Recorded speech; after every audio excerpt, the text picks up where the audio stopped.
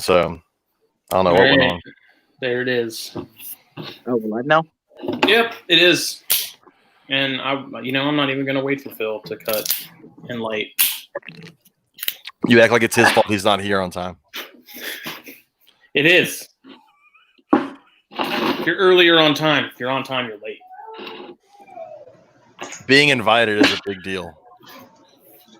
I was like, I've never done it with more than like one person in here. So, well, no, we had Sean last week, but haven't really. 5. Put him up in the middle of this. You can do up to 6. Yeah, It's weird. It's weird that I'm not in charge of this. I'm used to being in charge of it. It'd be like the Brady Bunch. I don't know. What's everybody up to on this fine? What is it? Wednesday? It is Wednesday. I am trying to teach from home, apparently. Hey, I know you're stuck at home, Lewis. Yeah, I'm having to put up assignments for students. They closed officially. They closed the schools for the rest of the year here as of today. See, we closed the schools, but that's the physical locations. They're still. No, I mean like the school year. They're like. Oh, really? It's not like, us. Yeah, not going back. In Georgia, where we're like, let's just open everything up and just see what happens. South Carolina is slowly doing that now. They're like, boat ramps are back open, beaches are back open, retail shops are kind of back open. Yeah, that makes sense. It's more like, why are we opening up bowling alleys and stuff? Yeah, and McMaster, the governor, is like, we were beating the competition economically before this, and we want to be ahead of the curve coming out of it. I'm like, what do you mean competition? I was like, it's the freaking economy, dude. Like, we just finally dropped down to number 5 in cases per capita in the country. So nice. We were 3 for forever. If you ain't first, you're last. I will take last. Meanwhile, in Colorado, they're talking about not opening school until January 2021. Are you serious? Yes, dead serious. My God. We're not opening back up until we have a cure. Well, it's a virus, so good luck on the cure. Yep. Explain that to our governor. Okay, so we're going to do the same for the flu and the common cold. Until we have cures, no more business. Let's throw Nido in there also. I'm down for that one. Human Nido. Pretty much what this is anyway. Let's explain that to the public. Sorry, we can't do anything because Nido still exists. I'd still have to work. I told the customers at work, I was like, there's a virus floating around snake collections right now that's a type of coronavirus, and they got all wide-eyed. They're like, you get it from them? Yep, that's how it works. Like, let me finish. Like, it's a type. I was like, coronavirus is a group. It's not the virus, it's a group. And they were like, oh, are snakes the reason this is out there? I was like, no. No, it's cell towers. Haven't you heard? Relax. It's 5G is causing it a virus. 5G. It's the Taliban. It's all that. Dude, I was reading somebody today. Gluten. They were saying that viruses weren't real. Like, apparently that's conspiracy theories going on. Like, not this virus isn't real. Like, all of them. No viruses are real. Like, viruses are all a lie. People still think Earth is flat, so I'm not surprised by the virus issue. I mean, the Earth you can visually see, and they still go, no, it's flat. Now we want them to imagine something they can't see at all and tell them it's killing people. Yeah, that was my point where I was about done. It's like, the best meme I saw was the best meme I saw for this whole thing was they're all doing this so they can change the batteries in the birds. I guess the birds are cameras or something like that. Is hilarious. I need to find it. I'll send it to you. It just cracking me up. That's great, man. It is about that time. I didn't realize it had already gotten around to bird battery season. Yeah. Phil said 2 minutes, so. Well, Phil's a loser. I don't know what he's doing. He must be putting his makeup on and making sure he's Oh, wait. He lives. Oh, Whoa. It's like opening your mailbox and finding a nest of baby birds. And like, This is not what I was expecting at all, gentlemen. baby birds that run on batteries. Evening. yeah. Oh my God! Look, I said, look, I put out a Facebook Too. post that said, who wants to be here? And I got 3 hands plus that were raised. oh my! I've got a microphone, so I'm important. He's fancy. Look at It's them all. funny because I think Casey's just a little behind, so it's doing like that kind of thing. Then it kicks in. That's because he's in the middle of nowhere in Georgia. It is. It is. He's got that Hughes net. I'm actually just watching some cooking thing that's about some woman who is a famous Savannah, master chef out of Savannah, and like it's super depressing. It's depressing, but it's supposed to be a happy show. I'm confused. Forrest Gump. I like Savannah. I've only been to Savannah a couple times, but Savannah's all right. it's no Beaufort. There's a lot of spots that you will not find me down there because you will get shot. My parents lived there for a year or two. Yeah. Man, I don't know enough to know about bad spots. I just know like the pretty little River Street and. Like, Oh yeah. Like the main downtown area is fine, but it's like within, I don't know, maybe like a half a mile, you start getting into like the outskirts of like, you're gonna go missing and they ain't gonna find you like territory. It's one of the trickiest places I've ever gone fishing because of the tide swings. It has like the largest tide swings on the East I've Coast. seen that. And we went out in a boat, and we were about that close to living out there until the tide came back in because it dropped probably like 5 feet. Stop. Yeah, I've seen that. Where it's like there's a field where there's open little canals, and then like 5 or 6 hours later, it's completely covered in water except for just little bits of grass. It's crazy. I'm happy that Casey doesn't have like a rig set up with like monitors. I know we were talking about that. I don't have anything like that. I mean, I don't have anything like that. I'm just using a MacBook, and it's an old MacBook that actually belonged to my friend, and he used it literally as a warming plate for his hairless cat. Oh, okay. So now Another one of the Phyllis statements you could get right up there with, I had to sell my grenade launcher. I was collecting dust. It lived under my bed at my parents' house. What was I going to do with it? Launch grenades. North Koreans and launch missiles. Mom, Dad, get your tinfoil hats. It's happening. We've trained for this. Well, it took me a while to realize that all the anti-personnel stuff that I had was pretty useless in my parents' bougie suburban neighborhood. So how'd you get the grenade launcher? What's the story with that? How did that come to be? I bought it. Oh, okay. This is America, Casey. There's a How map. else do you get a grenade launcher? I don't know if you're from the South. His state does outlaw corn snakes, so It does. I live in the People's Republic of Georgia, man. Like, this isn't a free country unless you want to go bowling. Did y'all see what came in the mail today? I did. I saw you post that. Look at that.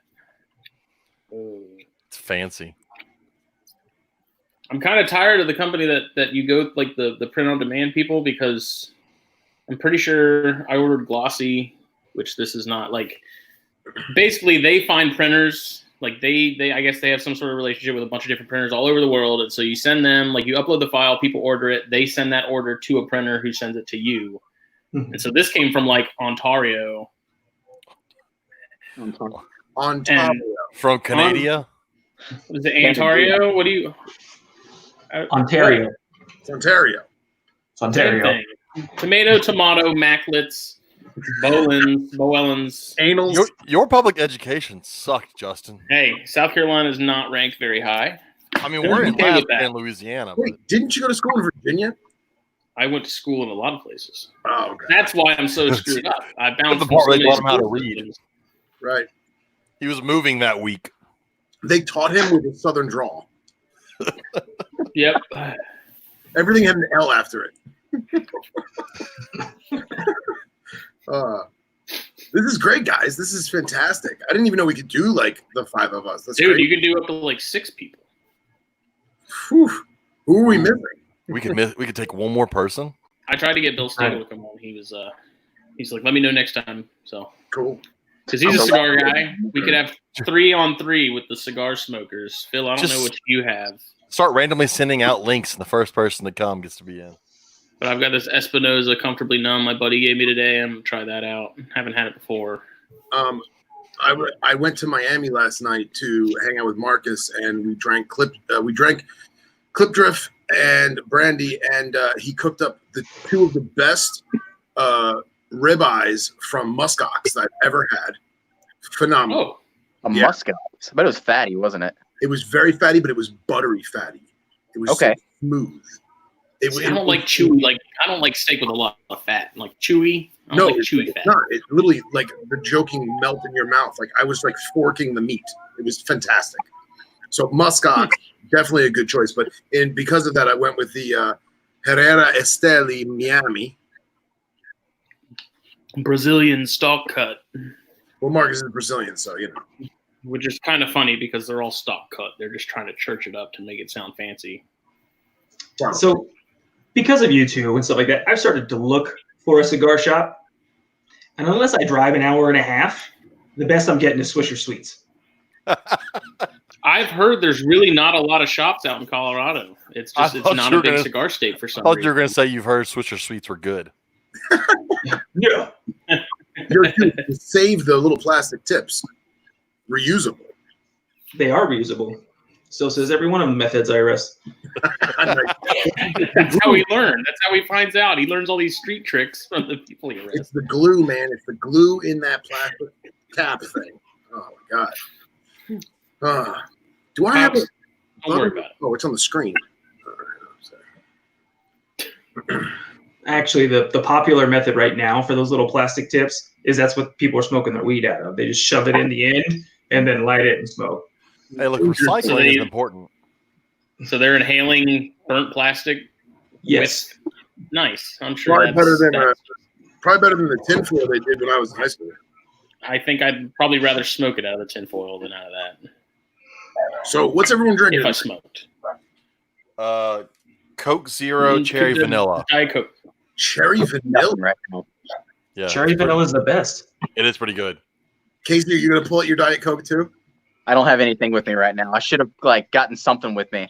I didn't know I was doing this until like 15 minutes ago. So Yeah. Well, he was like, "Yeah, I'll do it," and so I sent him the link. I was like, "All right, be there in like 20." yeah, so I had enough time to set up my my light tent lights, so I'm not in the dark corner. Nice. I've got this alien beam of a LED. Well, you do like Dude. being abducted. These things are awesome. You get them from Walmart. This one's like $20. It's super easy to install. It's LED, so you're not having to deal with bulbs, and it's like crazy bright. It's great. Because otherwise, this place is a dungeon without it. I don't know. I was excited about it. Sunlights, UVA, UV. I I've seen my told garage. I told Katie I was going to get like I 2 got the more. I rodeo want right to now. see this place from space. We've been looking at houses to buy our first house, and there's a place that we're looking at that's got it was a 2-car carport that closed in and built. It's a full room, electric and everything. It's like twice the size of my current snake room. So crossing my fingers that works out. I'm currently trying to fight that battle myself right now. We have a garage. We don't keep a car in there. Wow, that's loud. That's it. He's out. Oh, I was gonna say, are you teaching from home or no? They want us to put together work for kids that were close to passing when we got out of school to give them a chance to pass. Okay. So like not the kids that have like a 23 average, but like the ones that are like 4 or 5 percentage points away that could have possibly made it up with state testing or a fourth quarter. Right. And so Okay. that's Hen what dog. we're doing. Cool. Well, Hen Dog's in? Is There's a bunch of people in here tonight. Man, Dom's here. Let's see, Riley's here too? Or did he leave already? he? I don't know. Like I said, I don't. It doesn't tell me who's Not here. dead It just tells me how many. from COVID? Huh? I said, is he not dead from the COVID yet? I don't know. I don't think so. I mean, he was still putting out YouTube videos, so that's like a proof of life, right? Well, I haven't been looking at people's feed for a couple days just because I've been busy, and He's still here. he did not look too. Oh, good, he's still here. What's up, Riley? Hopefully, you're feeling better. He was looking rough. He was looking. Hopefully, he's feeling better. He always looks rough. What are you talking about? Like See, we can get somebody who's delirious from fever on here right now. I want to touch Riley's head like a cat tongue. Whoa. It's like petting a nice medium grit sandpaper. Is it like C16? Feels like it's about a 440. Like 440. Anyway, so you and I are the only ones smoking, Justin? Huh? I am. You and I are the only ones smoking right now. Yeah. Yeah, because none of these other guys are cigar guys. I don't smoke. Yeah, I don't smoke either. Well, that's what. Thank God that's happened. This the snake. You know? Well, I've got the snake's half. That was it. Yeah. It's fine. It's I'm good. trying to see what you. So you said something about shore pit vipers, perps, keeping snakes hydrated, and then apparently Black Sabbath Bill Ward. Yeah, I didn't know who.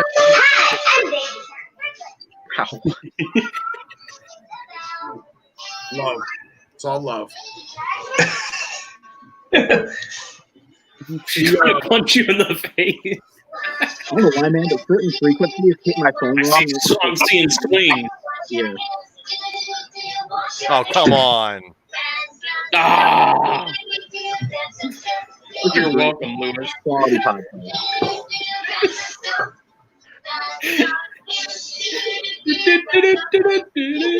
So you guys can hear that really good then, huh?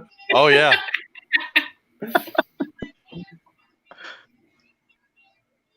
Phil, what about perps? What's going on with the perps? I acquired another one this evening. So maybe you have what, now 3? No, now I've got 2, but there's still a bunch at the farm, and I'm picking and choosing because, to be blunt, I don't want to spend too much money right now because of the current state of affairs and everything, you know. But they still have a good handful of nice looking ones. So I picked up one that is it's red with green. I'm trying to get the photo to load right now because I just set it up upstairs and I just took a picture of it with my cell phone. So bear with me, but we named this one Stinger because it literally flies at your face, heat-seeking missile. So what is it? It is a shore pit viper or a purple-spotted pit viper, a Trimerceros purpurmaculatus. If you say so. And Yeah. if Cool. people, Sounds like a real Did you just call me? yeah, right. Bless Bear you. with me. I'm going to get this photo to download. They're cool. They're like the Amazon tree boas of perps of a Trimerceros because they're very ornery. Or as Cox and I call them, subtropical arboreal cottonmouths. That's also a very accurate term. Completely natty ice candy in the background. They're purple tree monsters. Sweet. I want to see one. Yeah, well, I mean, Phil, we're waiting, man. I know. Hang on a second. This is not. It's doing the thing where it's doing the. I'm not loading. Death. You get contras breeding this year, Justin? My pair was locked up about. Nice. It was late last week, I think. When we got like 2 days of colder weather, which this whole thing actually has me thinking, right? So a lot of people think that it's, rain and like low pressure systems and stuff like that gets them going. But we had this colder weather come in. It was really nice days both days, so it wasn't even really raining. But cold weather came in. They started locking up. It warmed back up, but then it started raining for the next 2 days, and they had no interest in each other. The cold weather, though, probably means a drop in pressure, I would imagine, also, though. Right. But, like, that's what I'm – like, just because it's going to rain doesn't necessarily mean that's what gets them going. Like, maybe that temperature drop really does have something to do with it a little more. Because, I mean, I'm a firm believer that they – like, temperature drops on them, at least significant ones. I don't see how that would really get them to work. But at the same time, babies also eat bird-scented pinkies, and they don't eat birds. So – I've got 2 Sambos that I think are about to burst. Affects stuff. Huh? I think cold weather definitely kind of affects stuff.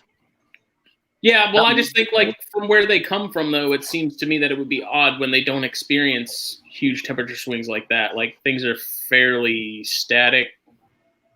You just wouldn't expect like a winter. Yeah. To And you're talking really about have that big of effect. Huh? You're talking about Beox, right? These are Beox, yeah. Okay, because I was gonna say some of the places they're from get pretty cold. Yeah, like the northern types and stuff, definitely. But Beox probably about the same temperature all the time. Mm-hmm. Yeah, I don't know. So they were locked for what seemed like 24 hours straight, or at least they were really cuddled up for about 24 hours straight. So I'm pretty positive there was a lock in there. Hopefully it took. I know the first time I put them together, I saw a lot of locks, but never saw any sort of egg action until like 6 months in. I put them together in June. Eggs showed up in December. And there was plenty of locks in between. I mean, anytime I see them locked or I think they're locked, I'll write. I have my little memo pad on my phone. I'll write the time and the date and possible lock.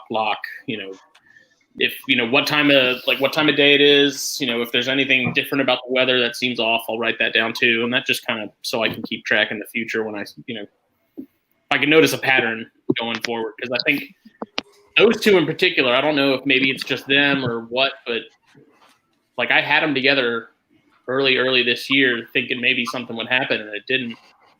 And everyone's already got eggs hatching and stuff and mine are just now. So I'm wondering if just where I'm at makes my season kind of funky compared to everyone else. But I don't know. I know it worked last year, so I'm seeing if I can make it happen again.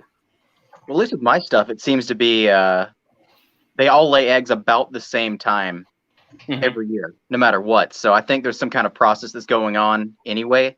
So even if you think that you're going up way earlier than everybody else, if it's on the track of what it was last year, it should stay on that same track, I think. Yeah, it's sort of like a biological clock or calendar, I guess is probably a better. But I don't know. I mean, I'm just rolling with it. Like I said, I tried a younger male. He didn't get the job done. He's going to get another year off before I'll try him again. And then, like I said, there was no interest in each other up until last week. And the male was all over her randomly one night when it got cooler. And I don't know. I mean, now they've separated again. I check on them. I have one of those Wise cameras that Riley turned me on to, and he did a review in the magazine about them. And I got one, and I actually really like it. It's really handy, and I like being able to check in anywhere I'm at, or even if I'm in the bed, like if I'm about to go to bed, I don't want to turn on the lights and disturb them. I can just sneak in there and check and see what they're doing. So. $40 well spent. Does it have night vision? Yes. Yeah, I've got a camera in my room too. Yeah, the only issue with that is if you have it, like if this is the cage, like the acrylic or glass, and this is the camera, if it's facing directly like parallel to it or perpendicular, the glare from that infrared is like really harsh. So it can be really hard to see what's going on, and they like to spend a lot of time on that end of the cage.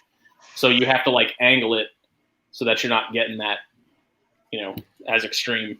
So I'm still sort of tweaking that. But gotcha.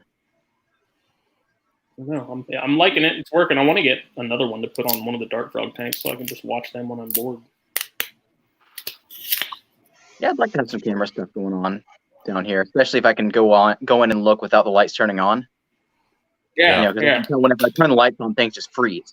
So I'd kind of like to know what they're doing whenever the lights are off. Well, that's the problem. Like, I'll have a chondro shed, and I don't know that night is the night they're shedding. I mean, I can usually debate about when they're going to do it. But chondros, if you leave the lights on and they're in the middle of a shed, like they'll completely stop everything they're doing, curl back up, and go back to sleep. And then when they wake up again, it's like they completely forget that they were shedding and they don't shed. Mm-hmm. So, like, when I see them shedding, I'm like instantly like, oh fuck, lock everything down, like close everything up, turn the lights out, get out. Because I don't want to have to deal with peeling them by hand, because they're stupid snakes, man. They really are dumb. Were you the one that posted the MP cages arboreal rack? Yep. How big are those tubs? Sean? They're the Sterilite 20-quart gasket box. Will it hold your adult chondros, or do you have to? Is it only for juveniles? Smaller localities. Yeah, I'm using it mostly for like that 1 to 2, maybe 3 year range. and then they'll get bumped up to one of those Brahms 200 quart Sterilite setups with the python portal. Yeah, that's kind of my in-betweener rack for the stuff that's too big for the 6s, but too small for anything bigger than the 20s. So I had Sean built that, and David got the purchase. David made the purchase custom for it too. So you're saying an 8-pound chondro won't fit? I mean, it might. It'll fit in the tub. So that rack's great, man. I love it. So, not to change the subject, but I couldn't. That picture's pissing me off. But I got 2 up that are decent. One's the black, and then I got the other one of the one I just got, but it's a horrible picture. See, Dom knows. Oh, yeah. Yes. That's a great little avatar of her. Look at that. Very professional. That's like LinkedIn. LinkedIn. Hey, you want to hire me? Because I'm the one. I've got a business suit and all. That's right. I got a resume will knock your socks off. Verbatim. Wait, you guys can see the chat? How do you see the chat? All right, so on the right side, you see where it says live comments? No. Are you on your phone? Yeah, I'm on my phone. Oh, cool. That has something to do with it. I've got it pulled up on here, and I pulled up the YouTube chat, so I see it also on YouTube. Yeah, I was I'll be so distracted. I can only focus on like one thing at once. I'll be like an old grandma on Skype where you're like, "What are you reading there?" the whole time. That's not how this works. That's not how any of this works. Because Mike Copney asked about if we were talking about the new Harry Potter snake. I saw that today. Where they that snake got for Slytherin. It was Salazar Slytherin. We were talking about that last week. I think me and Phil. I shared the screenshots of it. They're cool looking. I think it's kind of underwhelming considered, compared to the other species in that genus. It's kind of like, yep, that's a green pit, that's a green pit viper, tree pit viper. Yep. I had to pop Bubble this afternoon. The kid who's doing Venomous, Carlos, he chimes in here from time to time. He's like, man, I really want to get this snake tattooed, but you got to tell me if it's real or not. I think it's a squaminger. And he shows me, and it's that classic squam face that was clearly a blue specimen, but they photoshopped the shit out of it, so it looks like Sean's headphones. On a corn snake body. Yeah, yeah. And he was morbidly disappointed that there's no such actual blue snake in the world. You can get them blue Insularis. Geckos don't have wings. Yeah, right. I was listen, man. If you want a blue snake, just go to Michigan, catch a racer, you're good. Just get you a buttermilk racer. Buttermilk racers down here in Louisiana are a nice blue color. Oh, those blue burris, those Vipera. You've seen those blue varieties, right? Yeah, but nothing beats. They're like a steel blue. Nothing beats the white and black, white snake, black zigzags, Vipera amidites that comes out of Austria. That shit's intense. Dude, those and the Krasnikovi would be I was talking to Nipper about those the other day. I was like, no one has those over here. And they're so you see them, especially the extreme. Let me look at the Google machine. That's what I was going to find a picture. It's funny that Riley brings up the blue Insularis, the Lesser Sunda, and then we just so happen to have. Hey, Justin, share my screen and look at this snake that I posted or that I put up. I found on Google, on the Google machine. On the There's Google my screen. There's so much happening. Yeah, the buttermilk racer. Yeah. Buttermilk. Look at that. Sexy. That's awesome. Different shades of blue and white. There are some I've seen around here that are actually brown, though. So instead of dark blue, it's dark brown with lighter shades of brown and khaki and white. Very cool. I don't understand why they call them buttermilk, because buttermilk isn't blue. I got nothing. They're calling blue racers around here, blue runners. I've never seen buttermilk look like that. I think we have 3 or 4 different species of racer in Louisiana, but this is the one that lives near me. Nice. Bill's got... Most guys are colorblind, though. Look at red coastal carpet python. It's a gray snake. Why are we calling it red? Yeah, that's the black. That's we named it Shadow. Actually, Henry named it Shadow, and it looks like it's going to be a girl, which is awesome.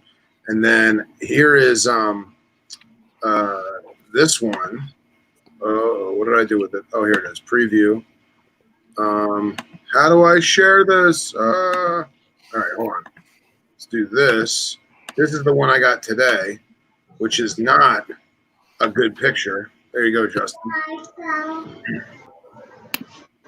And unfortunately, it's hard to tell in the photo, but it's actually red. I see it a little bit. Whoop. Oh, crap. It's red, and then it has green on the sides with white stitching down the sides. So I'll get a better picture in the near future, and it'll be worth looking at.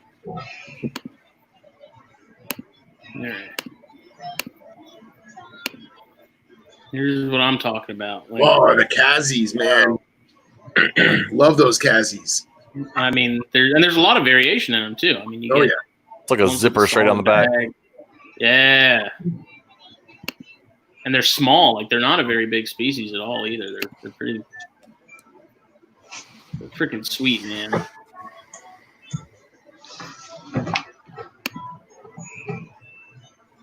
That's not those. So that whole genus is just really strange. Everything's so similar, but different at the same time. Oh yeah. So those are the European pit vipers, right? Yeah. Okay. Yeah, they call them adders. Adders. And they have a ton of regional variants and phenotypes, and they're all very, very similar because they're all like cold weather climate. Most of them are a lot darker, and they do a lot of hibernation because of the obvious coldness of winter and stuff. But I do think it's cool is that when I was just saying about in Austria, it's literally white with black zigzags. That thing, I've had people send me pictures, like friends on the internet and stuff, send me pictures of like it coming out of the snow, and it's like a white snake coming out of the snow. And it's like, how is this real? You know? That's amazing. Yeah, man. Pina and Cody have some Amidites, and I always want to get pictures of them, but they're in one of their racks. They have the Lake Sukriki or whatever. No, Lake Skutori. Like I think I think it's like Western Alps, like on the French side. I don't remember. Tell you what, though, those Amidites, man, those suckers are hot. Hot, muy caliente.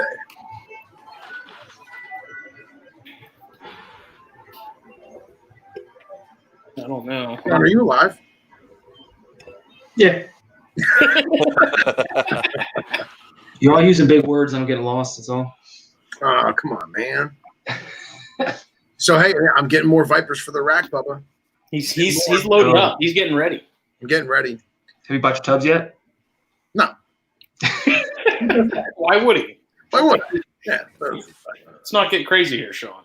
Listen, I'm just gonna buy crap sterilites first and keep them in that for 6 months before I ever buy the nice ones. It's true. That's a joke. I'm not inhumane. I swear.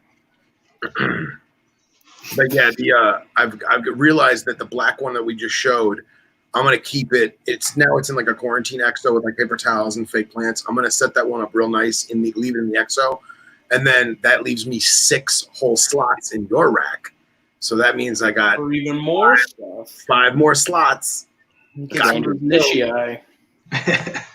So I want to live vicariously through you. Well, I'll be honest. Paul Miller messaged me like maybe 2 months ago and was like, "Hey man, I got a guy that backed out of a pair of screaming Nichii, and he gave me a very, very reasonable offer. And unfortunately, at the time, funds and everything, it's difficult. So I had to pass on them. But I'm still kind of kicking myself a little bit for it. I'm very disappointed. Friggin' green. Look, just get you a viper boa to throw in that rack. So when folks come over to see your rack full of vipers, you just reach in and grab it out. Yes. It starts biting you, and you're just like, "Nah, it's cool." Blood everywhere. Oh yeah. Yep. Don't worry, I immunized myself. What's that? I immunized myself. Yeah. This one loves it. Pet loves it. Yeah. What's funny is, what's that? Go ahead. Oh, I was gonna say is I love viper boas, man. Again, like anything Kendoi is awesome, and I always had bad luck because I had good imports that were healthy and clean and eating, but they were mean as sin, just the meanest thing ever. And I wound up not keeping them. And Underground got one in, the same thing, an import of some sort. And dude, it is big and fat and playful and puppy dog tame. And I'm like, guys, be careful. That thing's going to light you up. And they're like, no, man, it's cool. And like, they're like, it's fine. You know, the minute I go to touch it, it pops back. It starts doing the tail thing. I had one that was obviously an import, but it was amazing. It was red and orange and yellow. It had all the colors, none of those dark blacks you see. It was super calm. It wouldn't eat. Ended up starving to death. Oh, that sucks. Yeah, once they shed that jungle skin, man, they look good. It's what Henry likes to call, he likes to squirt them with water before he takes a picture because it's like putting the armor on the tires. The black magic. Yeah, put that armor on, baby. Before I took the one home, Henry was with me. We were cleaning cages and stuff, and I was like, maybe should I take a picture of it in the deli cup? And I was like, no, I'll just take a picture when I put it in the tub when I go home. And I regret it because the tub picture looks like crap. And Henry Lee was like, you want me to put a little armor on first? Want a little armor on? It's like, no, it's good. You took it with your phone? Yeah. You know those have a flash, right? The flash makes it look like it's like Pooh Brown. It makes it look like this cigar. I tried. And then because it's a friggin' Stinger missile, the thing's like, you're taking my picture? Boom, gone. And I got a little flip-flops. Oh, shit. Yeah. How's it go again? Oh, flip-flop. Yeah, I want a Viper boa. I don't know. I'm waiting until more people start breeding them in captivity and they start wanting mice more. I think that if people got a trio or 5 or so, a good little group of established long-term captives and left them alone, literally treated them like ignored them like dart frogs, just make sure there's no health concerns, make sure there's no bugs. If you want to send them up bioactive, whatever, but just leave them in the dark, in the under jungle, underbrush, whatever, the leaf litter, excuse me, and left them alone, I think they would do stupendous. I think they would breed. I think they'd be great. But the problem is everyone's like, oh, look at my Candoya. Yeah. And I think that really messes them up, personally. Well, I wonder that too, because you see how many like Dan Maliri brings in and all these other people, and it's like you would think someone would have people would have more success with them at this point. Yeah. So there's a guy down in Denver who had a litter this year, but he's lost all but one. None of the babies ate nothing. They don't want to eat mice, and that's the problem. Everybody wants them to eat mice, and that's just not what they eat. Yep. I'll tell you what this is horribly, bad to say and with reptile people, but we've all done things that are maybe unorthodox to ensure that our animals that we keep have a good and healthy life. So when I had rhombic night adders, they're frog eaters. So I didn't know you had those. That's cool. Oh yeah. Dude, I love me some night adders. So when I had snouted night adders, not rhombic. So when I had my snouted DeFilippi, Coscus DeFilippi, whatever, I went down and I got Florida green tree frogs. Strictly Reptiles used to sell them, I think it was like 50 or 60 to a 2-liter Coke bottle. And it was just a 2-liter Coke bottle with air holes. And it was just like 50 or 60 green tree frogs. And I would cut the bottle open in like a tub and I would just freeze them all. And I just throw them all in the freezer. And then that's tweezers, fake frog, do a little marionette thing, and the viper would eat it. And I had some good success. I think people just need to do what Nipper says and feed them what they're supposed to eat. Yeah, but that's just not like easy. Snakes. Yeah. Well, it's not always going to be easy. Yeah, we talked about that in the NPR chat a little bit today. Okay. I don't understand why people aren't actually breeding some of these cheaper animals as feeders. Like, why is nobody trying to make feeder baby bearded dragons like giant anole colonies? Just tons of green anoles. Yeah. Well, like the Vitatus, like I've been telling you, Phil, those things reproduce so much. If someone came to me and said, "Hey, I have a frog eater and I need frogs," I'd be like, "I got you." These things do not stop. Well, that's if I had something that was a frog eater, I'd definitely be stashing. I think it's hard to get the reptile hobby to be okay with feeding reptiles or amphibians to their animal. Like, it's hard to get. Like, it's okay for us to feed mice because we're like, fuck it, it's a mouse. I don't care. I'm used to You, eating like, my. you have like feeder cresteds and everyone loses their mind. Oh yeah, Yeah. Oh, dude, they would lose their mind. They would Well, lose. like when people would post pictures of like cobras eating ball pythons, and they freak out about it. Like, let them eat it. Food is food. Yeah. Riley's got it too. Yeah. The Well, wasn't Rodent Pro at one point selling cresteds and like corn snakes as feeders? I don't know about that. I don't either. But Trace I don't Harden, know. One of the feeder companies. before Trace Harden got out of all his knobtails, because he had some gigantic amii, he bought a bunch of Pictus geckos and just set them up in a big, like, 50-gallon tank or whatever he had, and was just getting the eggs because he was going to feed neonatal Pictus geckos to his knobtails.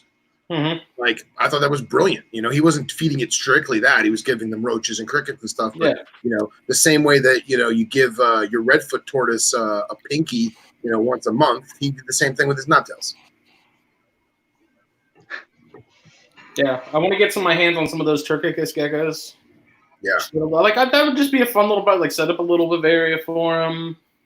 See, you know, just, I don't know. They're just, like, they're around here. Like, they're popping up all over town now. They're getting. Yeah, we have tons of them here. Yeah, like, that'd be cool. They're pretty little lizards too. I mean, I like them. I think they're cool. But well, you get them where they're really, really pale, or you get the ones that are really dark with a lot of pattern. we have really pale ones. Every now and then I'll find some that are dark. Yeah. I'm sure they change. You know, they'll be. It's funny. When I used to work at the zoo, we had an attic above one of my reptile houses that we stored stuff in, and it stayed warm and dry. I'd go up there and you'd lift stuff, and you just find like giant clumps of eggs that have hatched out from all these geckos just all over the place. Wow. We had house geckos everywhere in Hawaii, and you'd find little eggs glued to any little nook and cranny in a tree that you could find. Man, those things are everywhere. Yeah. So Mike Company said it's odd to hear us talk about this because there's fish feeders all over the fish hobby, but usually fish feeders aren't like, you're not feeding a beta to an Oscar. Like it's something. It's different. That's great analogy. Great analogy. You're feeding cheap guppies or cheap goldfish or minnow type fish, things that we don't tend to normally think of as pets. Right, and it just to agree with you, it's hard to classify any kind of reptile in our world as ugly enough or junky enough or cheap enough to be a feeder. You know what I mean? Well, I think that's the problem. Is like if you were to start breeding cresteds for feeders, they'd have to be crazy expensive because I mean you're looking at 90 days for them to hatch. You're only getting 2 at a time. You know, so I think that's probably a big part of the reason why we don't have a lot of like captive bred feeder lizards or reptiles, just because there's very few that can pump out the numbers, you know, in bulk to facilitate. Well, there are, but they're popular pets. Bearded dragons and veiled chameleons could probably do it, but then you got to think of what you could wholesale baby bearded dragons or baby veiled chameleons for. And Petco and PetSmart are always going to buy them if you have them. Yeah, exactly. Yeah. And that too. Dom said that she thinks that people don't anthropomorphize fish as much as they do reptiles, which I think is true because you can't really hold a fish, whereas we can hold a lizard and a snake. It doesn't work out very well. That's true. But the fact that we put hands on it makes us feel like it likes us more than, say, a fish, which you can't touch. But like to again, agree with what Casey was saying is that if I'm wholesaling veiled chameleon babies for $5 a piece, you'd think that the person who wants a feeder would be happy to pay 10. You know? But then you get the people that say, oh, well, I'd rather wholesale them to the box store because I know they're going to a good home opposed to Phil that's just going to feed them to tree bunnies. Well, it depends on who's buying the feeder reptiles, though, because your general person buying a feeder doesn't really want to pay $10 for something that small. Like you're paying $10 for a full-grown rat. You feel like, okay, it's a full-grown rat. I can pay $10. Yeah, I got the weight. Yeah. Because we tend to think of animals like they should cost more if they're bigger. Of course. So. Yeah, when you're competing with 35-cent pinkies, if that, it's hard to, even though it's better, I think it'd be really hard to justify it. True. But yeah, I mean, dart frogs, I mean, that's easy. You get a group of Leucomelis or, like I said, the Vittatus, and if you got a frog eater, man, you get those things going, like, eventually they get in full swing of producing. But dart frogs are pretty. Get a ton of those. The problem is they're pretty, and we don't want to feed pretty things to animals. Steve Ranella says it's the cute and cuddly theory. Basically, the concept is you protect the bears because they're cute and cuddly, when in actuality there's a lack of availability and carrying capacity of an area, so the bears are leaving the area and taking out cattle and sheep and domesticated dogs that happen to be running around the backyard and stuff, and people get all upset. But then again, at the same time, you won't let management manage the situation because they're cute and cuddly. Well, we had I know at one point they've introduced black bears back into Louisiana, and there were 3 main populations, and wildlife fishers at one point had to make the decision to basically forget one of the populations they'd reintroduced because it was eating garbage. There wasn't a ton of food there, and they were just raiding people's garbage cans and dumpsters, and they weren't the healthiest of populations, and they were coming into contact with people far more than the other two. And they finally said, screw them. If they make it, they make it. If not, oh well. Yeah, they overstayed their carrying capacity. Yeah. Well, it's like California's got a problem, and I'm sure someone is going to watch this and yell at me because my facts are all wrong. But Northern California had a big mountain lion problem, and a bunch of hunters, cougars, and a bunch of hunters were they run rampant in the Beverly Hills area, right? And a bunch of hunters who are lion hunters in Utah and Idaho and Arizona were like, listen, we want to bring and we'll do a permit system. The money goes back into conservation, much like they do in Africa. We're going to give the meat to whoever wants it, because you can't sell game meat. You can give it away, but you can't sell it. No. And California said, no, you can't kill the mountain lions because they're mountain lions and they're cute and they're majestic and they're magical. Meanwhile, so they eat you. Some lady jogging with her. Yeah, gets mauled. No, the thing jumps and takes the whole stroller. Jesus. So now the state of California hires what I like to call wildlife mercenaries, basically a hunter on the payroll to go in a helicopter and shoot X amount of lions a month to make sure that the management level is appropriate. So the taxpayers are paying this guy and the helicopter and the fuel and all that crap when they could literally make money off the hunters who were volunteering to do it. It's like Ghost in the Darkness with Val Kilmer. Yeah, dude, I watched that movie the other day at work, man. Love it. I love that movie. That shit was legit. I'd never even heard of it. I was like, I don't even know what this is. Those 2 lions are in Chicago. If you go up to the museum in Chicago, they're there. They don't have manes though. Sabo lions. See, now I watched MacGruber this morning for like the 50th time, and so now anytime I think of Val Kilmer, I think of that movie. Yeah, man. Ghost in the Darkness is awesome. That was a good movie. I was like, this looks really lame, and then I kept watching. I was like, I've always loved that movie. Movie's awesome. Awesome. All I can imagine though of like the helicopter gun guy is the hunter dude from Jumanji just flying around the helicopter with that huge friggin' like 50 cal just with the stupid hat and the mutton chops. Yep. But yeah, man, cute and cuddly. It's fucked up. I understand it. I comprehend it. I don't agree with most of it, but that's the problem. Is if it's cuddly, they want to say it. But like anything that gets out of control needs to be, especially what's the best way to say it? So like,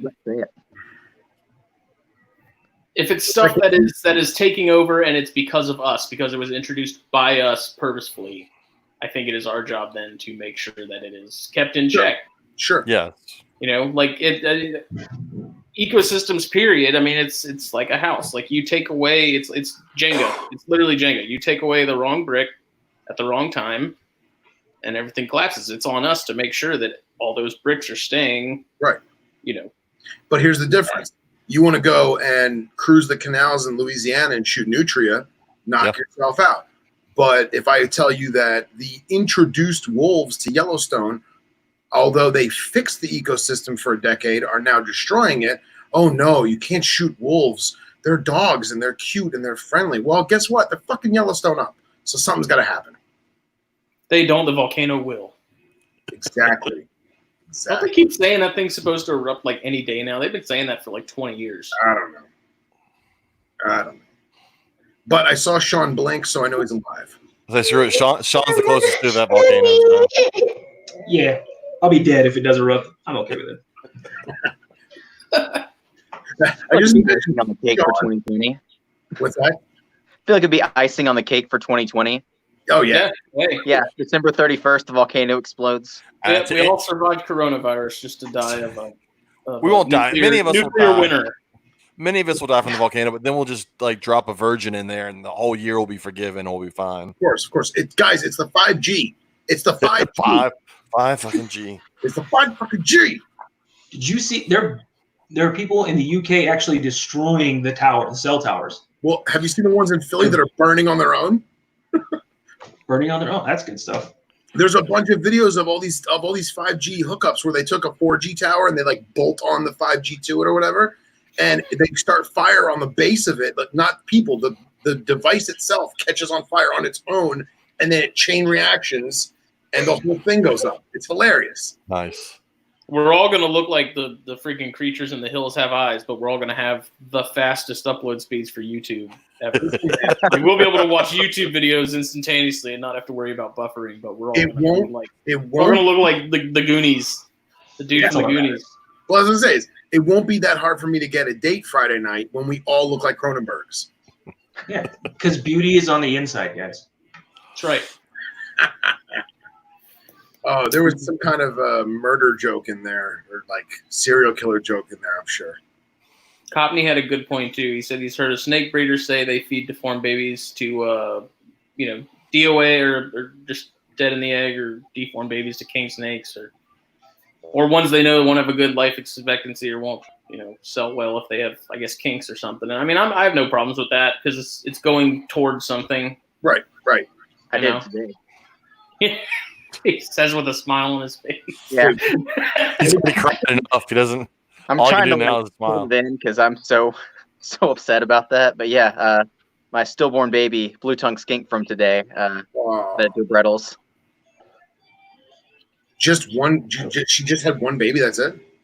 Yeah, she had one fully formed stillborn baby, and then I had two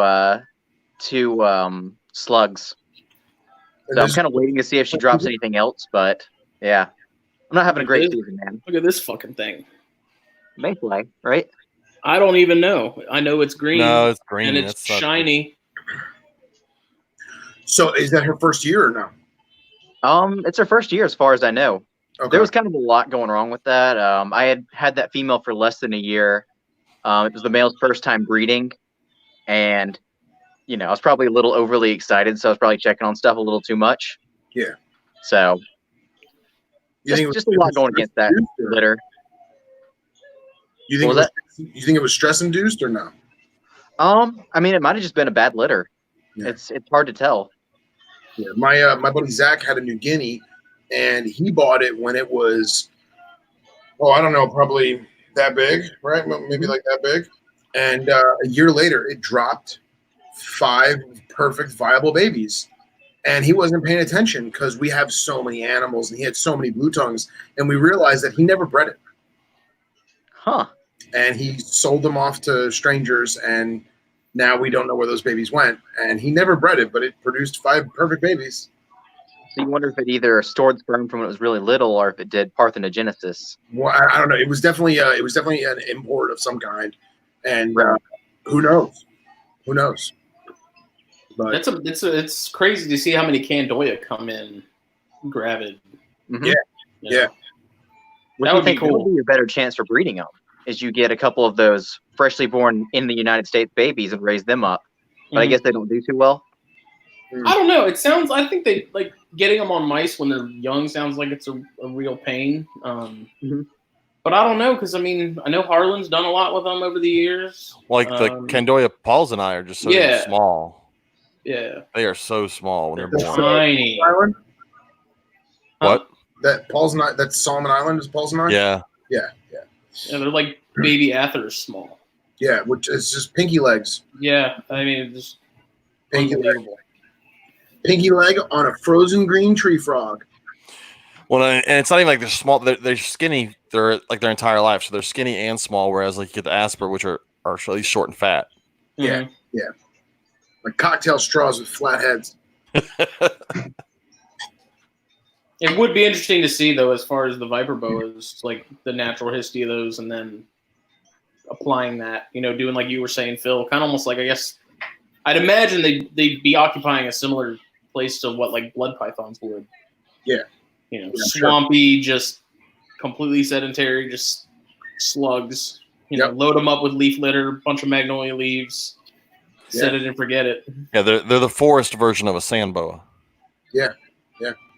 You know, I actually I was looking at because Zilla has a bunch of Zilla. What do they call it? It's just Zilla, right? Yeah. Okay. So Zilla has a bunch of really nice LED stuff this year, and I was looking at their plant stuff. They have a micro LED plant bulb. Yeah. The size of like a Nokia brick phone, the little guy.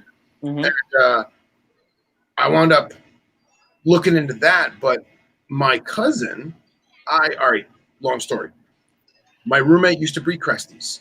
He forgot he had an egg after he sold all his adults. He forgot he had an egg on a bookshelf. He goes in the snake room and is like, dude, I got this baby. I forgot I had this thing. I don't even know how long it's been in this deli cup for. So I wound up giving that baby to my cousin who has some pet leopard gecko, bearded dragon stuff, whatever. And he sets it up in a nice Viv. Well, he gets the bright idea to plant these. He's a weird plant guy, but he plants these plants that make a canopy in the Exoterra. And then he put those plant bulbs on top from Zilla. And you know when like you see like the videos of the jungle and like the rays of light come through the canopy? Dude, he has that in his Exoterra.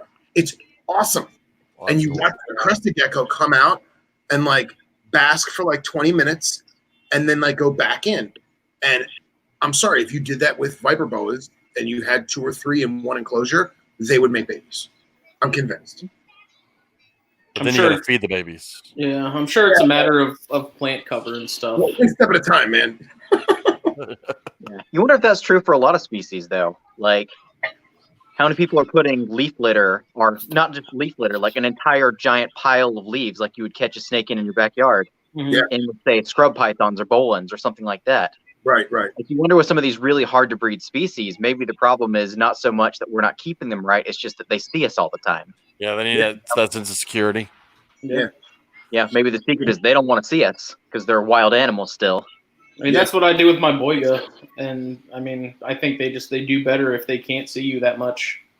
Right. So, I mean, all their tubs are just loaded down with fake plants. I mean, like literally, one of the tubs is like I just have big plastic ferns just like smashed in there, and it does fine. I just drop mice in there. That's all my sand boas are in their tubs in the back of these dark little racks with aspen. They stay under it, and I never look at them. Except for the 2 pregnant females. I check them about 50 times a day. Right. Still waiting on them? Jesus Christ. We had a huge storm going through right now. I was like, oh, yeah, this is going to do it. Nope, nothing. Now, hey, when they drop, do you have I've never bred sand boas before, so forgive me for my lack of knowledge on this, but like when we breed like vipers give live birth and you have like the amniotic sac, a lot of times with like a Kistrodon specifically, sometimes you'll get 3 or 4 babies that are stuck in the sac and you got to like take scissors or a razor or something, pop the sac, let the baby come out. Do the sand boas get that, or does it just get all sucked up in the sand like kitty litter? I mean, I've got them on aspen, but I've never had an issue. Like I've had several litters and I've never had any stuck in there. But I did catch like my boa constrictor had babies, and she was on flat paper, and some of them came out in the sack. Okay. But eventually they got out on their own. I didn't. Well, I'll take that back. There were a couple I got impatient and kind of tore it a little bit. But had you left them, they probably would have came out on their own anyway. That'd probably come out on their own, yeah. Okay. But yeah, I didn't know if you said you give them an aspirin, but like I didn't know if the substrate helps cut it open. Yeah, helped open it or clean them off or whatever. You know, because I imagine in the wild, if it's sand and rock and stone, they probably gotta shed that silver coat pretty quick too, because they're gonna have that like shit caked onto them, right? Yeah, well, and then a lot of them, they tend to shed within a week, but I take them all out and put them in a tub with nothing but wet paper towel for that first week. Okay. And then as soon as they all shed, then they all go into their own tubs. But yeah, they wrinkle up pretty quick. Like within 24 hours, they start to look kind of wrinkly. Yeah, they don't look good. And then about 5-6 days later, they finally shed it and they look fine. That's cool, man. That's cool. It's a quick week and then it's out. You know? Yeah. James, have you thought about taking the females and rolling them like a tube of toothpaste? Dude, they can't. Okay, so it's like it's just nothing but Bring sausage. them out like a rag. You get down to their tail, and their tail just like shrinks down right when you get to the cloaca. Like I don't know. What really sucks is I had put them with 2 different males, and the fact they're still carrying makes me think that the second male bred with them, which sucks because that's not the one that I wanted to breed with them. But it was like I have one male Sambo that I know will breed with toilet paper tube if I give it to him, and the other ones weren't doing their job early on. I said screw it, and I threw them in there, and I'm pretty sure like all 5 of my pregnant Sambos are from the same dad. But still, you got to run.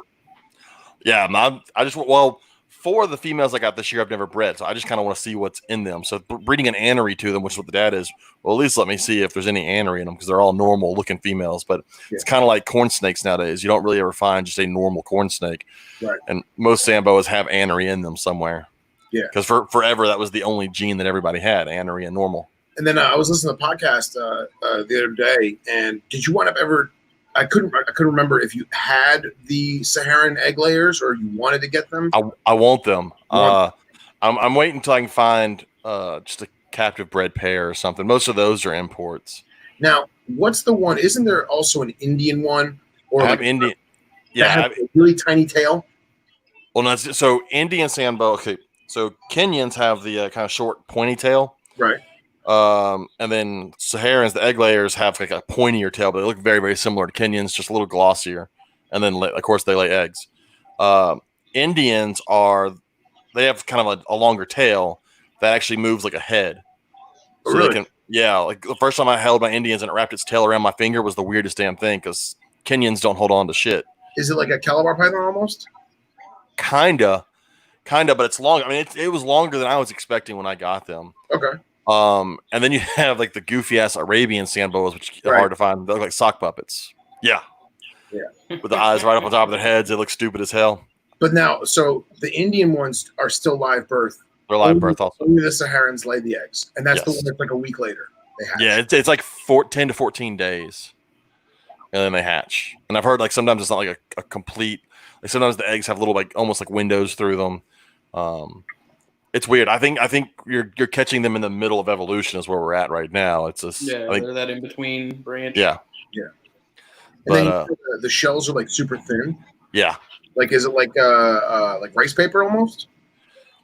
From what I've never seen one before. I've talked to a couple of breeders. They say it's not as thick as what you think of when you think of a normal like corn snake egg or anything else. But it's nowhere near like the jelly case on like a live birth snake. Okay. So I would imagine it's probably like a little thicker than rice paper, but it's very thin, and you have to keep them kind of hydrated. They can dry out easily. Interesting.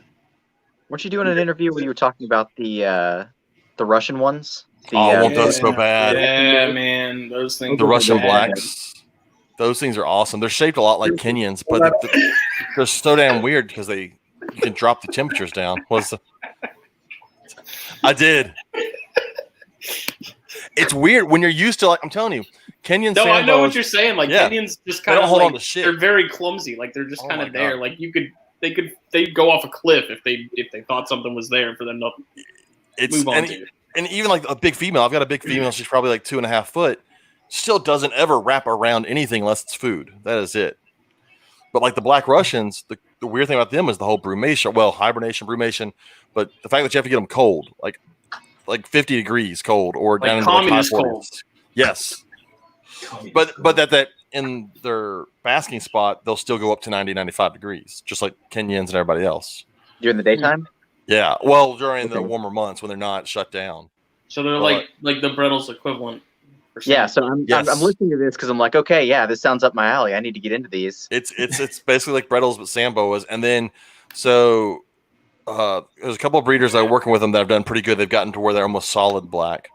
But so if they're not solid black, you still get like a little bit of sprinkling of white in there, some of the pattern. But they're a cool snake. Rufus Darden had one at Tinley back in October, and it was solid black the whole way down. That's so cool, man. It's amazing. It would scare the shit out of me putting a snake in a refrigerator. I've never, like, you have Brettles and you've done, but I've never read but Brettles. You know that first time Casey did that, he was like, sure. You guys sure this is what I'm supposed to do? Like, you guys aren't messing with me? The first time I did it. I just throw them in the front yard. It's snowing. Yeah. Like, dude, did I ever tell you what I did the first time I tried to breed Brettles? I don't think you did. No, man. I put them on my back porch, like 24/7 for like 2 months. Oh God, that would horrify me, man. Well, that's like I want rubber boas, and they say rubber boas are the same thing. You have to get them down into the 50s also.